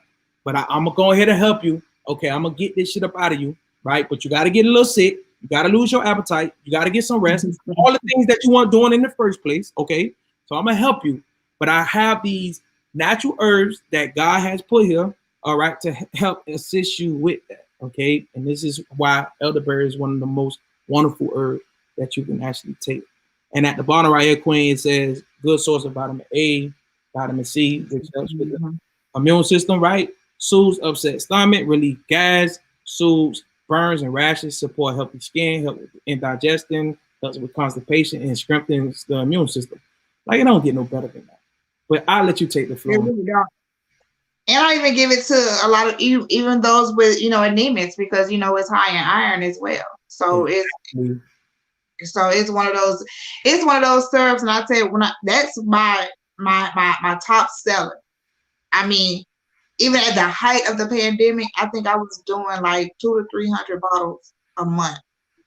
So listen, it was like I got burns all up here on all elderberry syrup, from trying to make it. And that's one of those things that it's just so good all the way around. Like I tell you, take it just a teaspoon a day. And if you sick, take 2 teaspoons, but it just to keep things away. I say that's the one we dealing with prevention. Exactly. We don't want you sick at all. That's those things. And as elderberry is one. And as I have my uncle, he didn't make it through this pandemic, but he was one. It's okay. He was one that, when I say so encouraging, but my elderberry, he loved it, because he always said when they were kids, they had an elderberry tree, when they lived out of town. And what he would do, when I would have my elderberry syrup going, he would like, let me get some of these, and he would fix like a cup of it, whole berries, whole herbs, and then he had shot it just like that. And I was like, you a G. But but it's one of those things that, because elderberries, I think they taste nice. I use them in my lung tea as well. Elderberry just one of those really good, and it was, which people don't think about, how they were price gouging on everything else with the pandemic. Elderberries were being price gouged. They was gouging the hell out of them. Tell me about it. It was sick. It was sickening how much those elderberries. Now you would go from maybe on the, you could maybe from the lowest, I ain't really get those, but if you would see elderberry starting at like $17.99 a pound, but they was going up to like $40 a pound. Tell me about it. We had that experience. We had that same experience. Like, listen, our supplies went up. And I was like, man, they going up. So at first, we didn't touch it. Like, we didn't touch what we were selling it for, right? Because, we resellers. So we didn't really touch it. And then when she went up again, we were like, okay. My bruh. we gotta put a little something on it, but we still ain't go up that much, because we love the people, man. We love our people. You know what I'm saying? So prevention is the best cure. Prevention is the best cure, and that's what we preach all day. You know what I'm saying? Prevention is the best cure. So if you take these herbs on a regular, don't over abuse them, and you just eat as healthy as you possibly can. You won't have to worry about a lot of stuff, and it makes you feel better though. Like you ever thought of, like, that ever come to your mind on Queen, when it's like when you know you're doing right, it make you feel better about like how you because it's like if I know, okay, I've been doing X, Y, and Z, right? If even if something was to occur, you know what I'm saying, health wise, like I feel good because it's like, okay, I know I've been doing what I need to do. But if you know you haven't been doing what you need to do, you know you've been junking your system, you know you've been partying all night, you've been drinking excessive alcohol and things of that nature, right? You know you just been, spilling your beans all over the place, right? Your energy's just in all different type of places. When something occurs, it's like, how can you blame? Like, how can you be mad at yourself? It's like, you've been living sloppy, you've been doing wrong. So it's like, it shouldn't really even come out of surprise. Yeah. So you should already know what to play is. Exactly. So it's like with me, that's how I am. It's like, okay, I know I carry myself in a certain manner that if something does happen, I'd be like, yo, okay, this is a little obstacle. I get over it, and go from there. But it just made me feel more confident knowing that I'm doing the right thing. If that makes sense. It does, because it's one of the reasons why I stay on this path, because I find that I'm a need to know person. I feel like I need to know it all. So I feel like this living life this way, it keeps me honest with myself. You know what I'm saying? You don't crush 5 fibroids, get rid of a thyroid issue in 3 months, and then turn around and then backslide. And now you see what I'm saying? It keeps me honest. So it makes you like, okay, well, I know exactly what you said. I know what I've been doing. So if I sit up here and I don't need to go to the doctor and feel like, oh no, something off, because I know what I've been doing. Like even so much as this morning when I was getting ready, me and my husband went around, we getting dressed, and I haven't worn deodorant in about 3 years or whatever. So I have like a crystal deodorant that I use sometimes. So I woke up there, he like, oh, you need your crystal? I was like, babe, this arm musty. Like just one. And he was like, well, what you like? And you know what he said? Well, what you ate? You know what I'm saying? So because you automatically know what you know what's going on. Even something as simple as that. Because it's like I shouldn't need the little crystal under that arm, and it's just once. That let me know it's whatever you put it in, it's gonna make its way out. But I could put on regular antiperspirant. It's gonna keep me from sweating, and it's gonna cover up the smell. But then how would I know? Where's my indication that something's awry inside? If I'm covering up everything that's keeping it. If I'm wearing makeup all the time, how can I look in the mirror and sit up here and see that I'm getting rings right here? And I'm like, hold on, this kidney right here, this large intestine right here.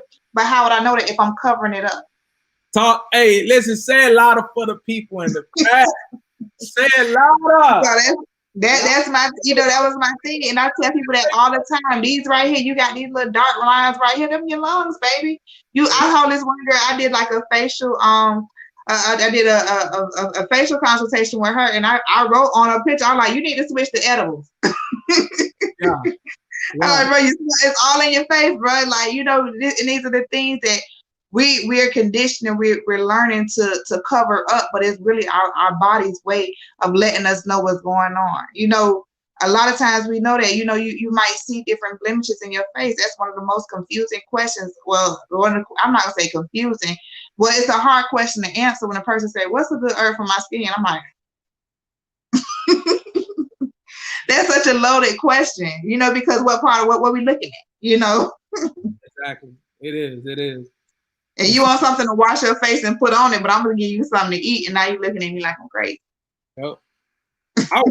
Listen, the skin is an inside-out job. I always say that. When you start looking at the different layers, like the epidermis, right?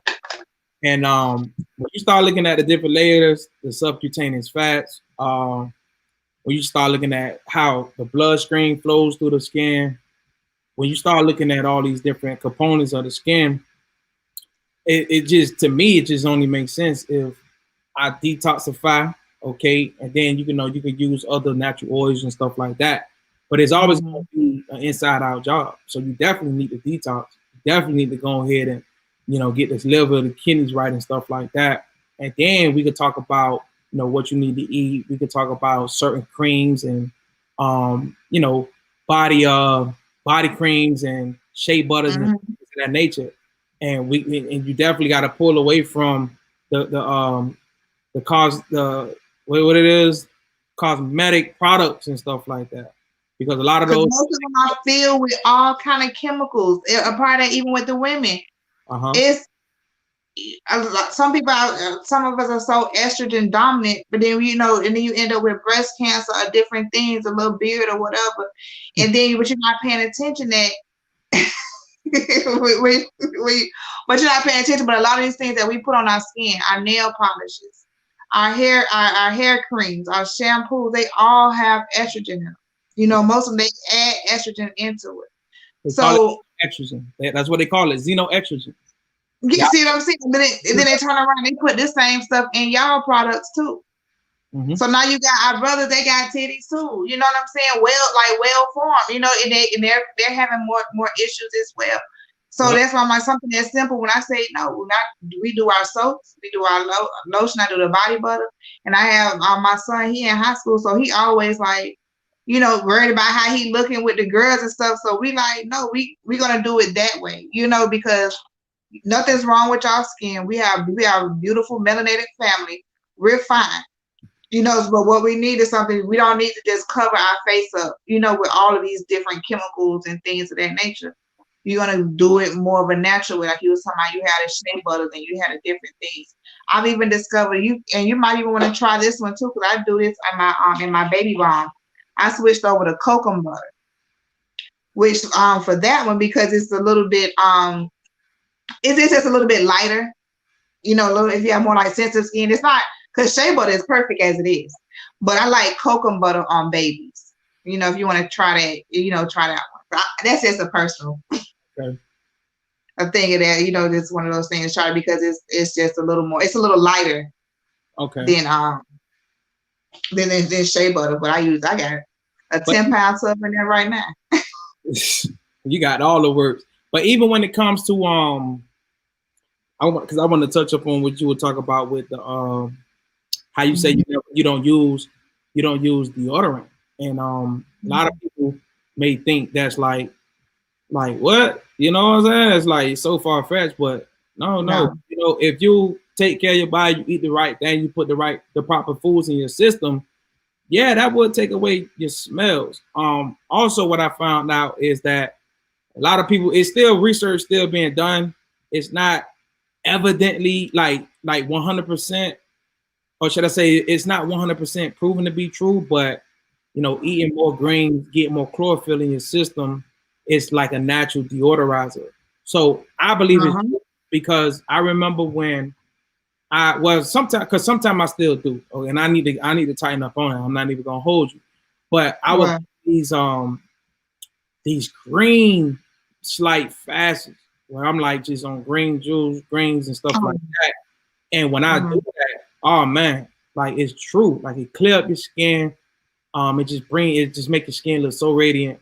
And what else? It just helps like the odors. Like it get rid of the odors and things of that nature. And one of the ways you can tell is when you defecate. Okay, and it may sound crazy, but this is grown man and grown woman talk. That's a good indication to actually see how you smell. You feel me? If you go defecate and it just smell like, you feel me, 10 pigs just ran off in that thing, then you know what's up. Because it is. You know what you need to do. You feel what I'm saying? So, I mean, she just, the queen again, just making so many great points. It just get crazy. But another thing, fruits, man, you eating different type of fruits, different type of berries, different type of melons, citrus fruits, all these foods, man, with those different pigmentations in it. I love mangoes. Like when mango season come around, listen, I be detoxing on mango. You hear me? And those colors correspond with your skin, man. Okay. Eat your rainbow. Take care. So, when you eating these exotic fruits, all these different pigmentations in it, like what you think that's gonna do to your skin? It's gonna brighten your skin. It's gonna take care of your skin. It's gonna keep your skin away from all those those blemishes and things of that nature. So that's just more to add to it, you know. What's this And girl? then also don't forget too, like don't be discouraged with. Oh, I'm sorry. Nah, go ahead. I was reading one of the comments on Facebook. Oh. Now Tashira, she was saying, one of my friends named Tashira, she was saying chlorophyll makes your poop I guess she's saying make you poop, not stink. Oh, okay. Chlorophyll makes your poop not stink. Yeah, it does. Yeah. Eat enough of it, eat enough of greens, you know, you take your phyto and all that stuff, it would definitely help. Definitely help cleanse out the body and deodorize your body. Yep. Yeah, naturally, you know, and us those. I mean, and I don't. When I didn't just up what I did. I just upped and start wearing deodorant. But it, you know, it's still a process. You know, you still gotta, you know, it's a few things. And my husband, he was really not for that. Of course, he was like, he said, because I have all kind of stuff. You know, I already have like a lot of stuff around anyway, as you can see. He was just like, babe, you can do. I'm with you 100%. If this is what you want to do, but you cannot, for any point of time, be stank. That was his thing. He was like, you cannot smell like a little boy. So, but I told him, I was like, it was sometimes I did. I just blamed it on our boys. Or I just handled it right quick before you got home or whatever. But, you know, it's a little process. But even still, like when you switching over, I did for a long time. I did, I would juice a lemon and then add rose water. And then just shake it up. And I would spray that if I needed to. Lemon and rose water. Mm-hmm. Man. Like I so said. Simple. Listen. You guys, listen. And you know what's crazy? We got so much more. Herbal remedies.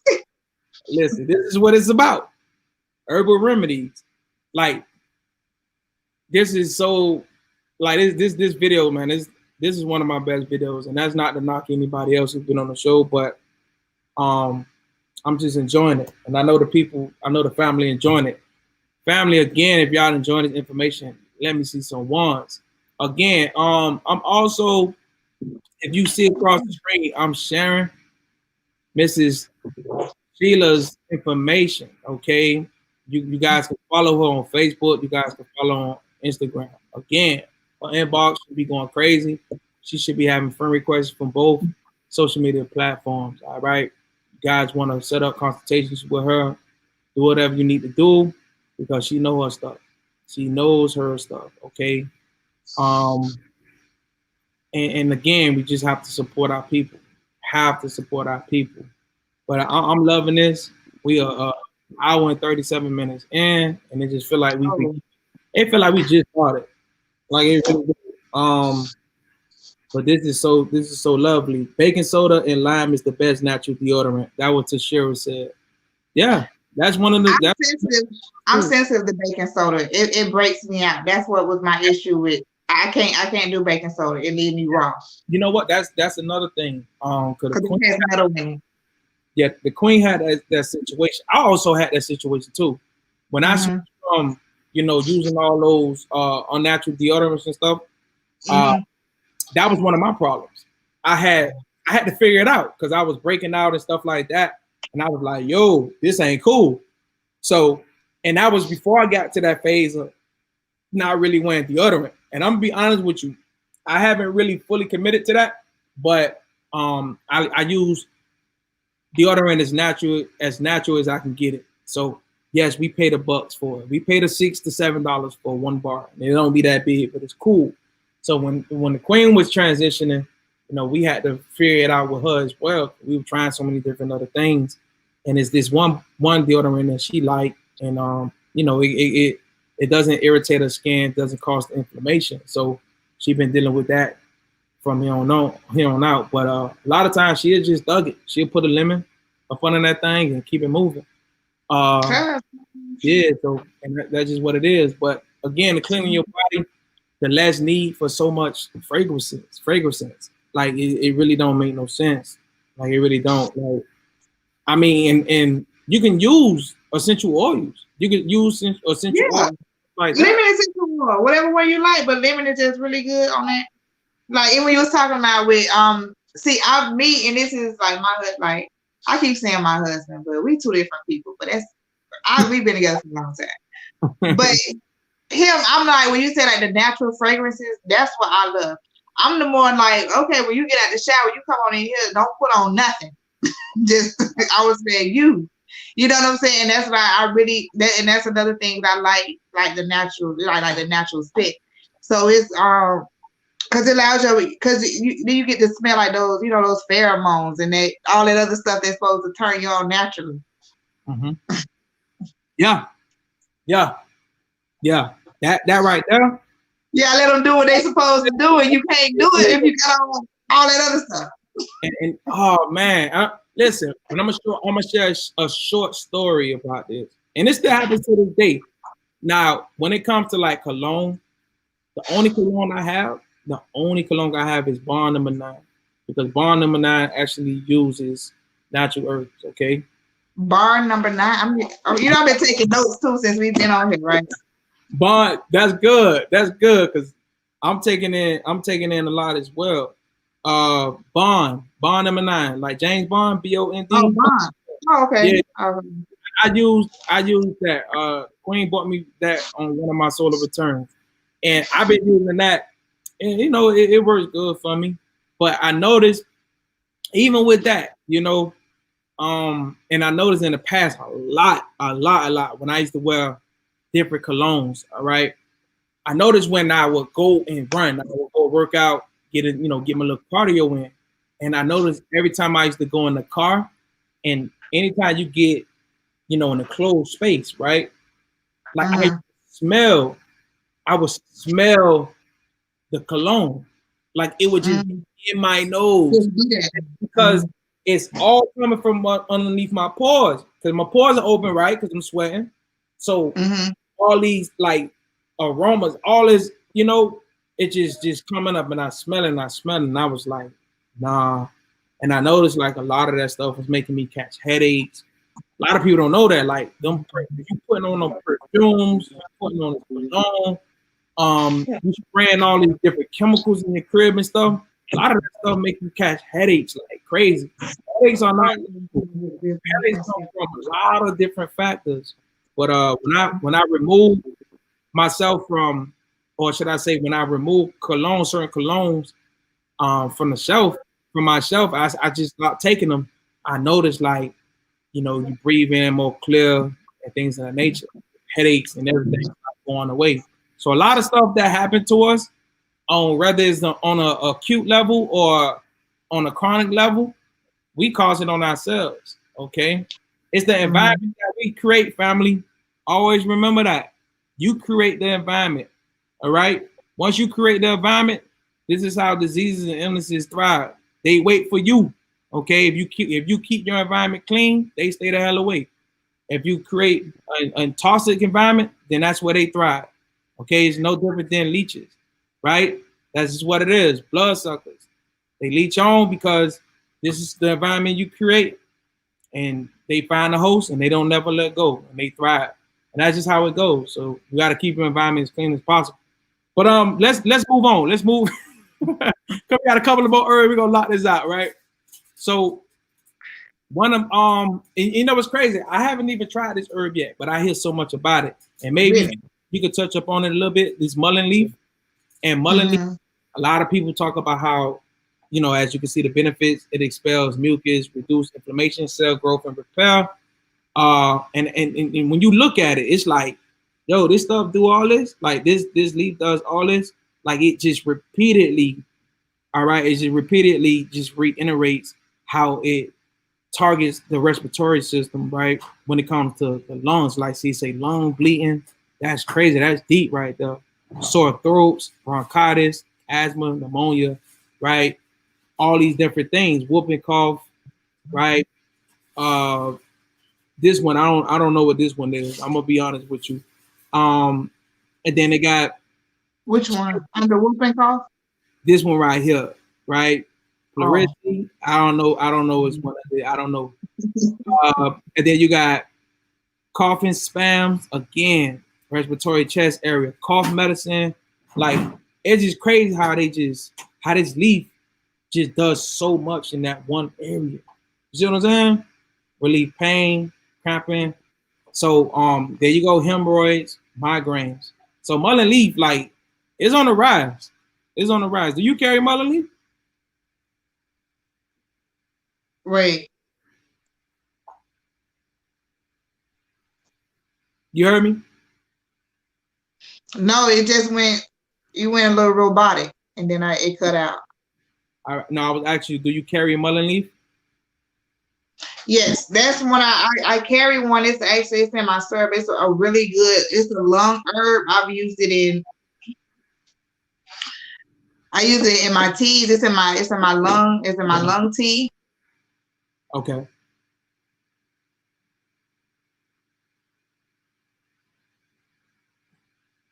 Is that me?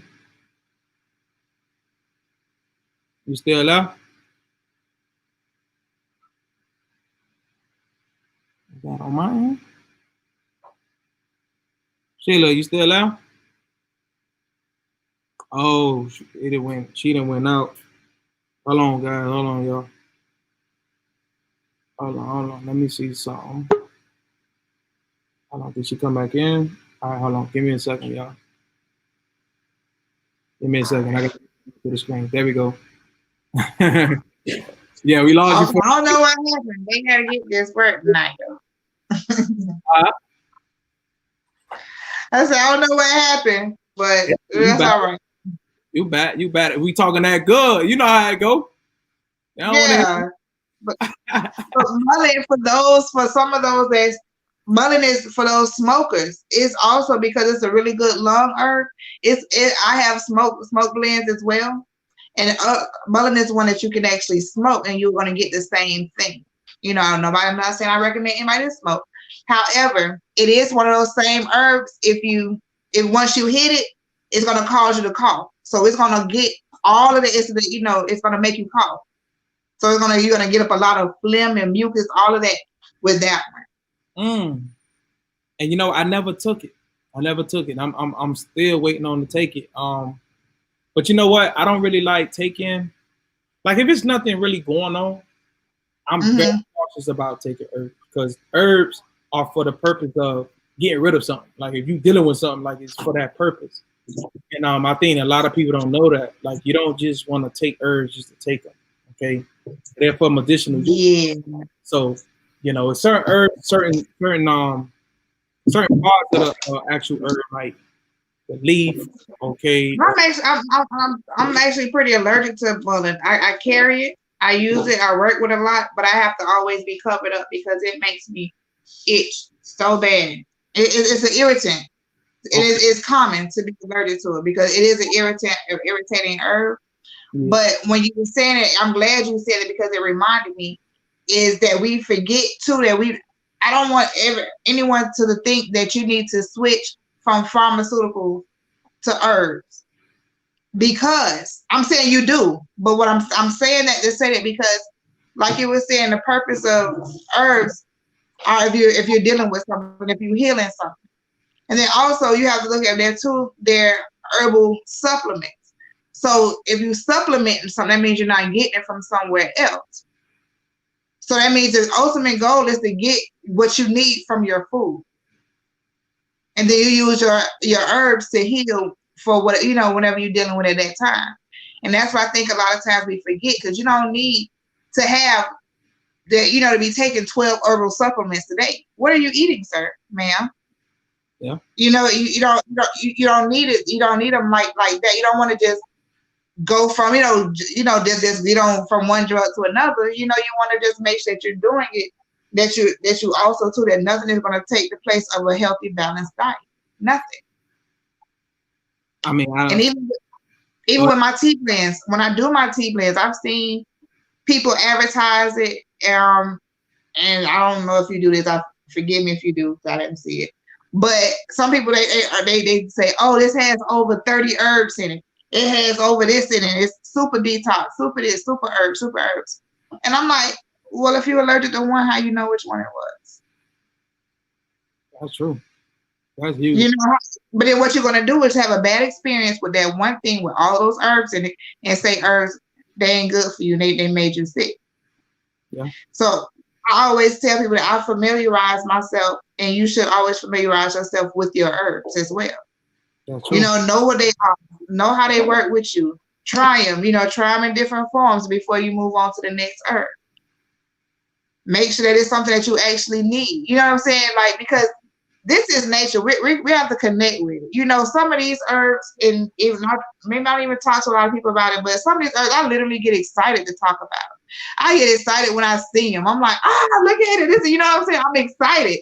You know what I'm saying? Because I really feel like I have like a personal relationship with all my herbs. Yeah. You know what I'm saying? And it's even something, if I don't work with it that often, I even come to it like, listen, we're going to have to figure something out with you. We got to, because this is, we're all connected, anytime, as weird as that may sound, if you believe in the theory of elevation, evolution. If you go with that, hell, at some point we was a plant too. Exactly. So, exactly. Listen. So you have to don't just jump into it, but you have to really understand it. It's a life.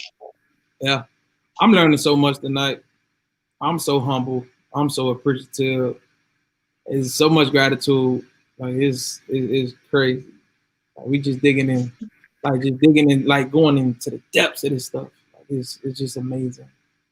It's just amazing. And you saw what I put on the caption. I said, amazing things happen when you stay in your lane, because I never would have thought that anybody would have wanted. I didn't think I knew enough for one to talk about herbs. And then I didn't think anybody would want to hear it, because I know. Well, you know enough. You should. No, because I look at it like, I know it's terms I should be using, like tannins and body. Listen, I just have regular conversation. Exactly. Family, I need some ones. Regardless of whatever platform y'all on, I need some ones, and I need y'all to share this video. And for the people that still dialed in, because we at what? Almost 2 hours, man. 10 minutes away. Right? I know. Listen, we appreciate you guys. We appreciate you guys. Again, this is a wonderful conversation. I want to thank Mrs. Sheila for coming on. Like, I really do. And we're gonna talk a little bit more, and then we're gonna wrap it up. But again, I want to just send out so much gratitude towards you, Queen, for taking your time out to even have this conversation. And it was last minute. A lot of people don't even know this, and y'all probably looking at this like that was Monday. I think it was Monday, right? Okay. And I know people probably like, man, I bet they do this a lot. Nah, the chemistry is just that. I don't know. It just happens sometimes. It be like that. But again, it's because, like I said, when I requested you because of your name, and I'm really into crystals, and then I was just like, you know what, this is a black man, he's embodying that. That's when I even bought that crystal, and I was like, I know he probably think that's weird. not really, not really, because I'm so. Think I'm so weirdo. I'm so open-minded, man. Like I just be interested. Like if it's something that I'm not too sure of. If it's just something that someone brings across my attention, I'm like, okay, let's see what it's about. So that's just me. So now I wasn't like by any chance like, I was like, what's up? What's good? Like, what's going on? I want to learn more. All right, so this is one of my favorite herbs too, ashwagandha, and I've been using ashwagandha for a minute, and as you can see. Why do you use it? Okay, I'm gonna tell you right now, right? Well, okay, ashwagandha came into my life a little later on, and it was because of this reason right here. Remember, I told you I was dealing with the anxiety and stuff like that. Yeah. So the ashwagandha, when I learned about it, I started taking it for that particular reason. And as you can see, family, there's so many other benefits. Muscle strength, because it is good if you like, you're in the gym, you like to work out and stuff like that. It's also a natural aphrodisiac. That's another one. It helps with the libido. I don't know if that's somewhere down here. Should it be down here somewhere? But reduces joint pain, endurance, and stamina. Right, boosts immunity, normalizes blood sugar levels, relieves adrenal fatigue, which I was dealing with. So this herb was definitely helping me. Reduces inflammation, improve symptoms of depression. So this again was definitely helping me. And like what the queen was going in on when she was talking about the thyroid function, which is very, very important, right? Because you can have hyper or hypothyroidism, and that can be very challenging. So it enhances underactive thyroid function. That's very important because that deals with the metabolism. If you put out too many hormones, that's not good. If you're not putting out enough, that's definitely not good. So you want to keep that thyroid gland, you want to keep it balanced because it is the control of your metabolism. So it will determine whether you fat, whether you get skinny and things of that nature, your energy production and so forth and so on. So the thyroid gland is very important. You want to be on top of that. So it says reduces brain cell degeneration. That's good. So you're talking Alzheimer's, dementia, when people get in that little area. A lot of that stuff is caused by what? Anxiety and stress and depression and things of that nature. That's what leads to Alzheimer's. That's what leads to dementia and other factors. Okay. So right here, this is probably the juggler right here. This is the creme de la creme, right?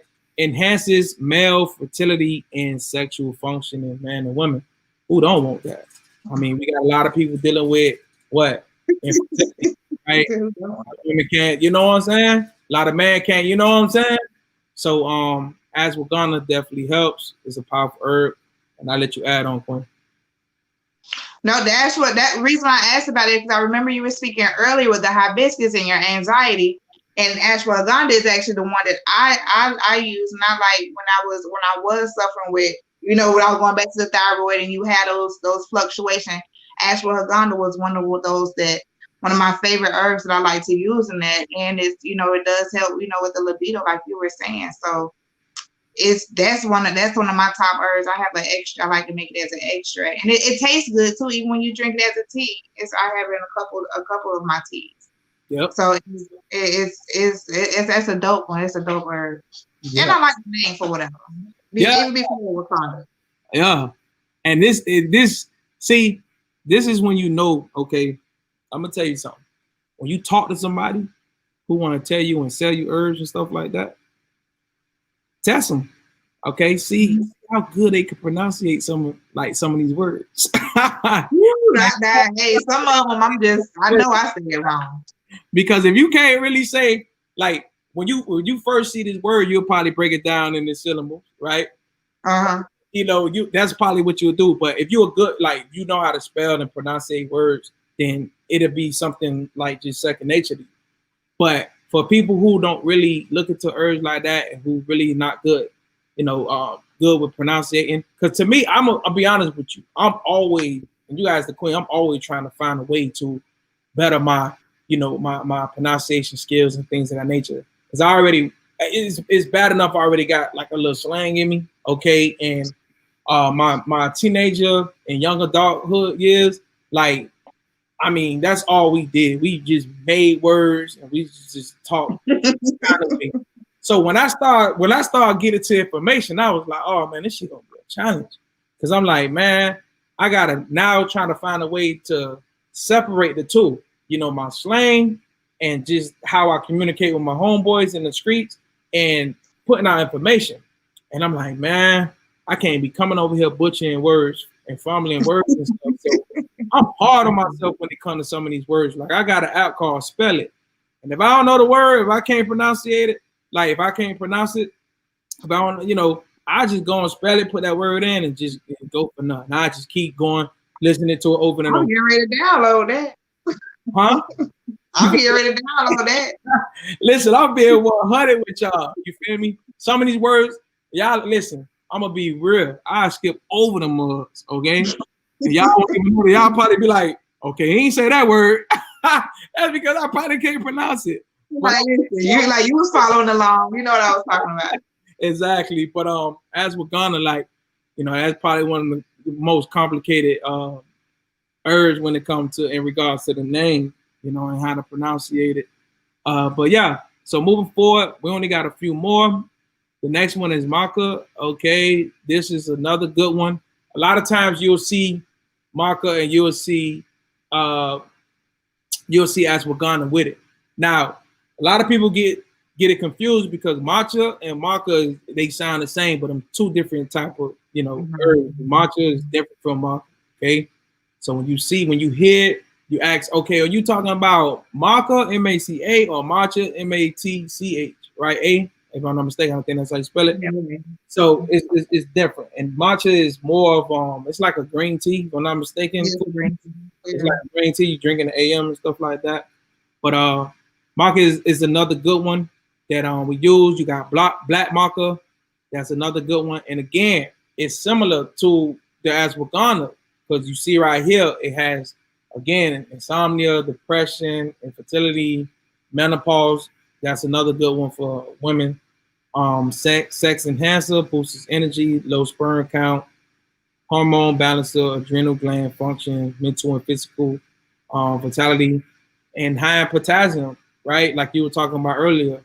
And calcium increases libido in both man and woman. So listen, you want to be on these type of herbs when you're dealing with a little, you feel me? The soldier ain't marching, you know what I'm saying? You want to get that boy like, about face. You feel me? Take a little maca, take a little maca and a little ashwagandha. Another one I'm not gonna show it, but tribalist is another one I like. And Lone Jack, that's another one. But these two right here, they make a good combination with the maca and the ashwagandha. And again, if you have a little issues in the bed, you trying to get impregnated, yeah, these would definitely help. If your man not getting to that egg, you got what did you say at the bottom about female something? I thought I saw something. Or you said you read it, but I didn't see it. Right here, it says increase libido. Yeah, increase libido in both man and woman. So yeah, this is just not a biased herb, okay? You know what I'm saying? So you can take it for both. So you got any little rundown, any little information on maca? That's when we was talking just the other day. We was talking about the herbs that make your booty big. Yeah, that's the one. Is the one? Yeah, that's the one. That's that get fit herb. I'm gonna take that shit to the strip club. Because I thought it said something about the female body or something. I'm like, hold on, it said. You'll be surprised because when you start looking up these herbs, they have like so many different photos and stuff with so many different benefits. So if you look hard enough, you might just find it. And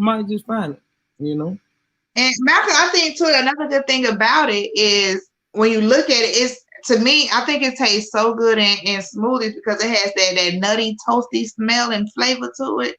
I like it. Just like I think it's good even in a capsule. But I think it's really good if you would have, if you added it to, your smoothie or your shake or whatever you're drinking. But you can look at it. You could kind of look at it and tell like it'll go good with a smoothie though. But like protein that's what I would. Yeah. I had to get it to my son with his football because it's also good for athletes. And then and for that, what do you call it? The recovery for after their workout?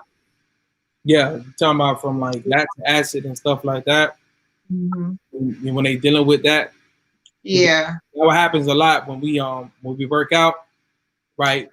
The lactic acid build up and that makes us sore in our muscles and stuff like that. So you wanna, find something to help deal with that. So that way you can recover a little quicker and then you can get back to it. So, But yeah, you still up? Yeah, I'm here. Just got to make sure because we had a little issue earlier. So I think this is the last one. And this is chaparral, right? Chaparral. Chaparral, as you can see, this one says this herb removes craving for alcohol and cleanses the liver. So we got another one as well as being very effective blood nourisher, strong anti-cancer properties, and has been proven to get rid of tumors. Chaparral, Dr. Sebi had it in his he had a product called the Green Food Plus. Okay, Green Food Plus and Chaparral. because a lot of people don't talk about chaparral. A lot of people don't know about it. Because it's real, it has a bitter taste. I think I think it's because of the taste of it, maybe. Yeah, maybe that. But chaparral, Because I think it's very bitter. But it's really good because I have it in my fibroid package because it's really good for fibroid. Y'all So need that's to write that down. Y'all need to write that down, ladies. And we gonna talk about that. We gonna do one. We can whenever you get some you time. do another one. Okay. After the holidays, like I would say probably in December, like the beginning, we could probably talk about the fibroids. And if you want to bring somebody on, we could bring, you can do that as well. You could tag team with somebody. And I had a queen, she could come and talk about the fibroids. So that's a big issue. So I want to give that one some. Yeah, I think we should do I'm gonna inbox it to you. But yeah, chaparral it's a good. I think that was it, and it's good for parasites. It's a real parasitic, good for parasite cleansing. And when I had took it, it was in the Green Food Plus that Dr. Sebi had before he transitioned, and he had it mixed with a couple of other herbs. I can't remember exactly which ones, but it was very powerful. I remember. Let me see if I can get this right. I think it's what we in 2020. It had to be 17. All right, 2017. Okay, and I just woke up on Christmas Day. Right, I woke up on Christmas Day and I was like, you know what I'm gonna do? I said I'm gonna jog to my homeboy house. I said I'm gonna jog to his house, and he stayed like approximately, no cap, probably stayed like 2.5 miles away. Okay, I took the chaparral, right, or should I say I took the Green Food Plus that had the chaparral, and my lungs, okay. This is what it did for me, and it probably was because of the other herbs too. But I never because it had like a. I remember one time my roommate came in the room, and this is when I had a roommate, and she was like, why it smell like weed? And I was like, what you mean? And she was like, it smell like weed, and I was like, damn. I remember I had dropped some of the Green Food Plus, so the herbs they potent, so they gonna smell. And I was like, nah, it's not weed. And she thought it was, but it had like a weed smell to it, and it used to kind of scare me taking it because I'm like, damn, I hope it ain't no weed in here, and I get randomly tested at my job because as at the time I was a recycle driver. So they used to do these random tests. You feel me? Like you'll come in and the nigga there, you like, yo, okay, go in the bathroom, piss. So I was like, I hope it ain't nothing in here. But the way it used to make me feel and the way like what it used to do to my lungs was crazy. Like I ain't even gonna hold you though, Queen. Like I felt like I had about 10 lungs that day. Like I ain't gonna I felt like I had like a set of lungs. And I'm like, I'm just jogging. And I'm in a whole nother zone, like I'm in a whole nother level. Like I'm in it felt like I was in a different, like in a whole nother realm. That's how it felt. And I was like, yo, these herbs do this. And my lungs are so clear. Man, I jogged all the way to my partner's house. He was like, where your car at? I said, it's at the crib. He said, how you got over here like somebody drove? I'm like, nah, I jogged. And he like, well, how you gonna get back? I'm for the job back. Like that's how good I feel. So that's my little experience with the chaparral, being combined with the other herbs that Dr. Sebi had. I mean, I miss that man so much. I miss him because he's his information saved, like pretty much it saved my life. Because if I ain't discovered him, I don't know what I would have did because I was at a crossroad. I was like, man, it's either I go this route or I just continue to do what the doctors told me to do, and that shit wasn't working. Like I'm so like medicine don't do shit for me. Like it used to make me feel like a damn zombie, bro. I'm like, nah, I can't do this shit. I can't do this. And I feel like you tackled it all holistically because we talked about the herbs, and then we also talked about like the spiritual side of it. Like you said, you have to get active. You started jogging. You had your yoga, the meditation practices. Because these things, even when you're dealing with fibroids or something like that, that's aligning with your root chakra. You know what I'm saying? Was dealing with your security level and how safe. You know what I'm saying? So it's all, if you're dealing with your thyroid, you're dealing with your throat chakra. You know what I'm saying? So where are you feeling blockages in those areas? So when you start dealing with the healing, you got to look at it on the whole level. You know what I'm saying? Not just your herb, your herbs or your medicine, your diet. And then you also got to look at your spiritual body. Because you have to heal on. I might even be missing one. But that's just my 2 cents on that. But you said it without just saying it. You know what I'm saying? Because it's an all over thing. Because without your herbs, without your diet, you wouldn't even been able to run in your friend's house. Yeah. Period. Yep. That's true. That's facts. It's on top of facts. And it's funny you say that because it's like when you just get into the flow of the conversation and you just talking, is like you say, you just cover so many areas without even trying. Like, yeah, you do. You just cover so many areas. So, like you say, you pointed out, and you didn't cover the spiritual side of it. You didn't cover all, a lot of aspects of it without even trying. Like it just comes, with the stories, with the experiences, the tests, just getting in depth with the benefits of the herbs and stuff like that. It just all ties, together, man. It just all come together. So again, this was a very powerful segment, man. It was very powerful. We definitely got to do this again. The people loved it, and I think when we give it that time, right, with the couple of weeks or whatever, we can promote it. Because I want everybody need to be hearing this. Everybody need to be hearing this. But unfortunately, if they ain't on now, they have to catch it later. All right. And if you got short patience, if your attention span is short, you ain't getting through this two hours. But trust me, if you can watch this when it's posted and you can watch it for 2 hours, yeah. You own it. You on the right path. Because from the beginning to the end, it's just been straight jewels. But next time we're gonna talk about the fibroids a little bit. We're gonna deal with that issue, and then we're gonna go for now. And it's crazy it seems later than it really is. I just looked at the time. I'm like, damn, it's only 8. Oh, you said time. Yeah, that time changed. All right, she went away again.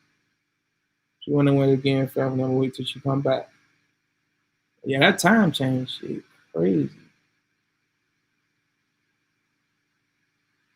I love this though. Family, I know y'all gotta love this, man. I know y'all gotta love this. You back. They don't keep me out long. Exactly. You feel me?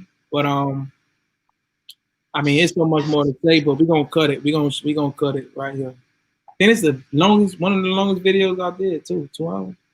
It's one of the one of the longest ones. So you got anything else you want to close? You want to close out on? Quinn? Yeah, I want to make sure that I spoke on it a little bit earlier. I just want to just offer just a little bit of encouragement to anybody that's watching that is an entrepreneur trying to do their own thing, trying to, do something right now in this pandemic. It's a great time to do it. I've been able to do a lot of things, and my most recent thing that I've done, which was terrifying as I don't know what, but I did it anyway because I love what I do, was I stepped out on the limb and, I took a leave of absence from work, so I could, focus on my business full time and put everything into what I'm doing with you all. So I just wanted to just lend just a little bit of encouragement, just a bit that people know that you can, it's a lane out there for you. It's an avenue out there for you to do what you should be doing with all of your passion and from your heart. The same way I've been watching King here for years. The same way he's been watching me, I've been amazed at what he's been doing with his platform, his group that he had before. When I say it's people out here that's really working, really trying to, that's really trying to just make us more self-sufficient. And the more that I want to tell people that as much you have to heal thyself. We talk about heal thyself. You have to first know thyself. So I want to first also tell everybody just to spend a little time getting to know themselves, getting to know their surroundings, because everything, and there's not one thing that you ever experienced that wasn't connected to something else. So of course, make sure that you visit both of our platforms because they both great. I'm so glad that you had me here. That you invited me, my rambling self. So my subject, the bouncing self. I appreciate it and I love it, and I do. I appreciated that you invited me, and I was like, yeah, he invited me. I felt that it was encouraging when I got the invite. Yeah. Well, I do appreciate it. I mean, like I say, we got a nice little history, and I was like, man, I just want to reach out, to my people and just, just bond, just build with them, just network with them. Because, during this pandemic, it's been tough, because especially in the spring and the summer, where a lot of these events be taking places. And it's good for them, to really go out there and network and do their thing. So being that the pandemic took place and we're not able to go out there and network and socialize because of the events normally take place or shut down, like it just so happened that we were fortunate enough to have certain platforms like this to do it. So even though we can't come together, right, and network with each other on a physical level, we still can do it, through platforms like this. So when my partner introduced the StreamYard to me and I started getting familiar with it, watching videos and stuff, I was like, oh, this is gonna be dope. Because now I can reach out to people who I always wanted to reach out to and really bring them on, you know what I'm saying? And help bring, help shed light on what they do, right? And just that reciprocity, you know what I'm saying? Just that reciprocation, like just putting that energy out there and just letting it come back, vice versa. So that's basically what came to my mind. So that's why I just I do my own thing. I put out my info. I go on by myself, but I'm not even gonna hold you. Like I get more excited when I actually bring people on. Like I really do. I get more excited because I don't think 10 years ago or even 15 years ago or maybe even 5. Okay, maybe even 5. I don't even think even 5 years ago we can probably find as many people. You know what I'm saying? Black people that's stepping out on the limb, that's firing their boss, okay, and just going all out on faith and doing what we do. Because when you just said that, it made me think about my decision I made a year ago. Okay, I fired my boss a year ago to do exactly what this is. Okay, and right now the company backs us. That's our support.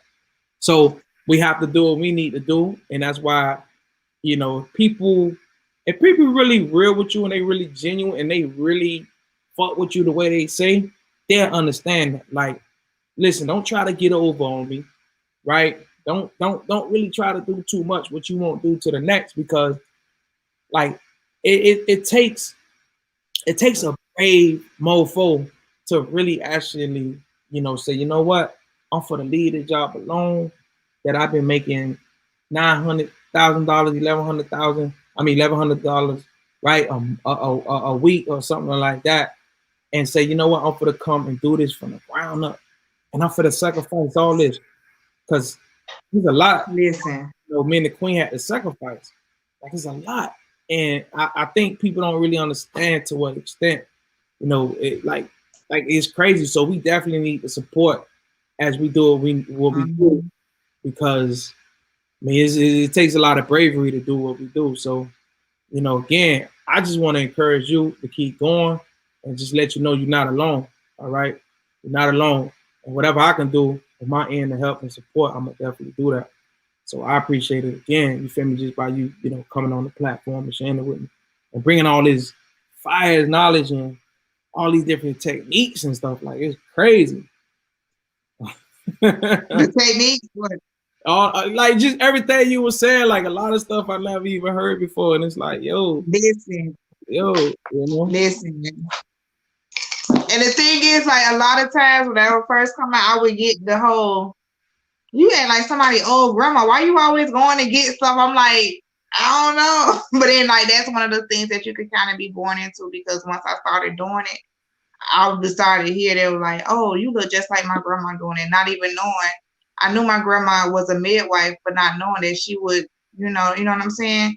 Mm-hmm. She's a full, she was a herbalist. She was the medicine lady, in her town. So that's how she began delivering babies. So she would also, she took care of them. She was a midwife.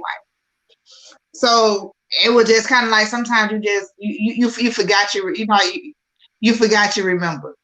Yeah. So you remember something you forgot. Mm-hmm. And that's what I think it is. So I always make sure I get up to the ancestors and those that came before, that right now I believe are pushing me right now. Beautiful. And you and anybody dealing with this, it's nothing but our ancestors that continue to push us. That's why I'm always, on my status is all praises to the ancestors. All praises. Yeah. All praises. But so we're gonna end on that note, and we're gonna save it for the next video. And I know for something else. Yeah, I got the inbox. So, and I think what you inbox me, that'll be definitely beautiful. I'm gonna discuss it. I think so too. I'm gonna discuss it, and then we just go from there. But I'm gonna leave on this note, man. Like, I haven't really came up with how I want to really present it, but I have 3 terms that I like to use, right? And it's mental, discipline, and consistency. Okay, and I call it MDC, like Miami-Dade County. But yeah. MDC, right? And this is why I tell people all the time. I was like, listen, once you get the mental part down, then you can go ahead and get the discipline part down. Once you get the discipline part down, then you can get the consistency part down. Once you do those 3, you're good to go. Because it all starts from the mental. If that's not on point, there's no way. Just think about it. If the mental is not on point, there's no way you can be disciplined or consistent. Okay? Mm-hmm. And vice versa. If you trying to be consistent, trying to be right disciplined, and your mental part is lacking, then it ain't gonna work. So once you get the mental part right locked in, mentally you locked in, okay, then the discipline and the consistency follows. It follows. So those are the 3. Those are the 3 that I like to throw at people. Okay, get your mental right, because it's all mental. All right. Once you get that down, then you can get disciplined. Once you discipline, then you can be consistent. And once you're consistent, listen, man, the sky is only the limit. The beginning. Okay, it's only the beginning. The sky is only the beginning. So here at Alkaline Environment, we replace pills with plants, one immune system at a time. Prevention is the best cure, and health is wealth. So why not invest in it? And that's just what it is. So if you don't have anything to say, I'm gonna just end on that note and say good night to the queen. I know you got to get, some things taken care on your end and get ready for tomorrow. Because I know a lot of people going to be chilling out with their families and stuff like that. Yeah. Yeah. And like I say, family, listen. Mm-hmm. And remember, man, like I said earlier in his live, remember what I said earlier? Bring your own food. Bring your own food. I'm telling you, it's going to help you. Bring your own food, Especially these times and these days, you shouldn't be eating from everybody anyway. You really need to be home tomorrow, but I'm going to just leave it alone. Exactly. That's where I'm going to be at. That's what I'm doing. We gonna get our food from our chef, Chef Kofi. He a plant-based cook, so we gonna get our good food from him, and we gonna live it up. We gonna show y'all like, nah, we don't gotta eat that and still have a good time. Nah, we gonna eat good. Just like y'all think, y'all Wow. good. It's gonna be good like everybody else. Exactly. So, but that's it, Queen. Again, I want to appreciate you, and you enjoy the rest of your night. All right, you too. Thank y'all for having me. Until the next time. And the family, they love you. So you'll be on again. We'll do this again. All right, definitely. All right, peace, Queen. All right, good night. All right, good night. All right, family. So you heard it, man. I mean, this segment. I didn't know it was gonna go this long. 2 hours and 30 minutes. Like it went long, but that's just how it be, man. When the chemistry is there, everything is flowing. So it was a lot of jewels tonight, and I appreciate everybody who supported, who jumped on. Family, let's take advantage of the sale. Take advantage of the sale. It's actually gonna come down, right? Because we can't have it running concurrent with the Black Friday. But right after Cyber Monday, it'll be right back up in regards to the cold and flu package. So take advantage of that. And that's it, man. We're gonna see y'all next time. We'll see y'all next time. I'm tired of here. All right, family, man. I love y'all, man. All right, y'all go.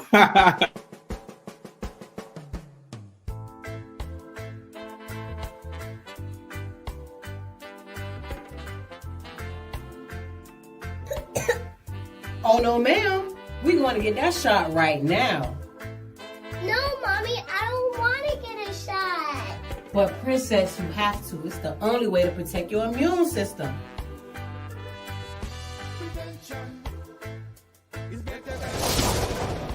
Hold on, wait. Before you get that shot, there's another way. Mr. P is here to bring you the knockout tea. The knockout tea? What is that? Well, I'm glad you asked. It strengthens your immune system, protects you from the cold and flu. It has all natural ingredients: organic elderberry, manuka honey, sea moss, ginger, clove, turmeric, and many more. And also, it's great for kids her age. Try it. You won't regret it. This tastes amazing. I feel better already. Thank you, Mr. P. No problem. It's my duty. And always remember, prevention is the best cure.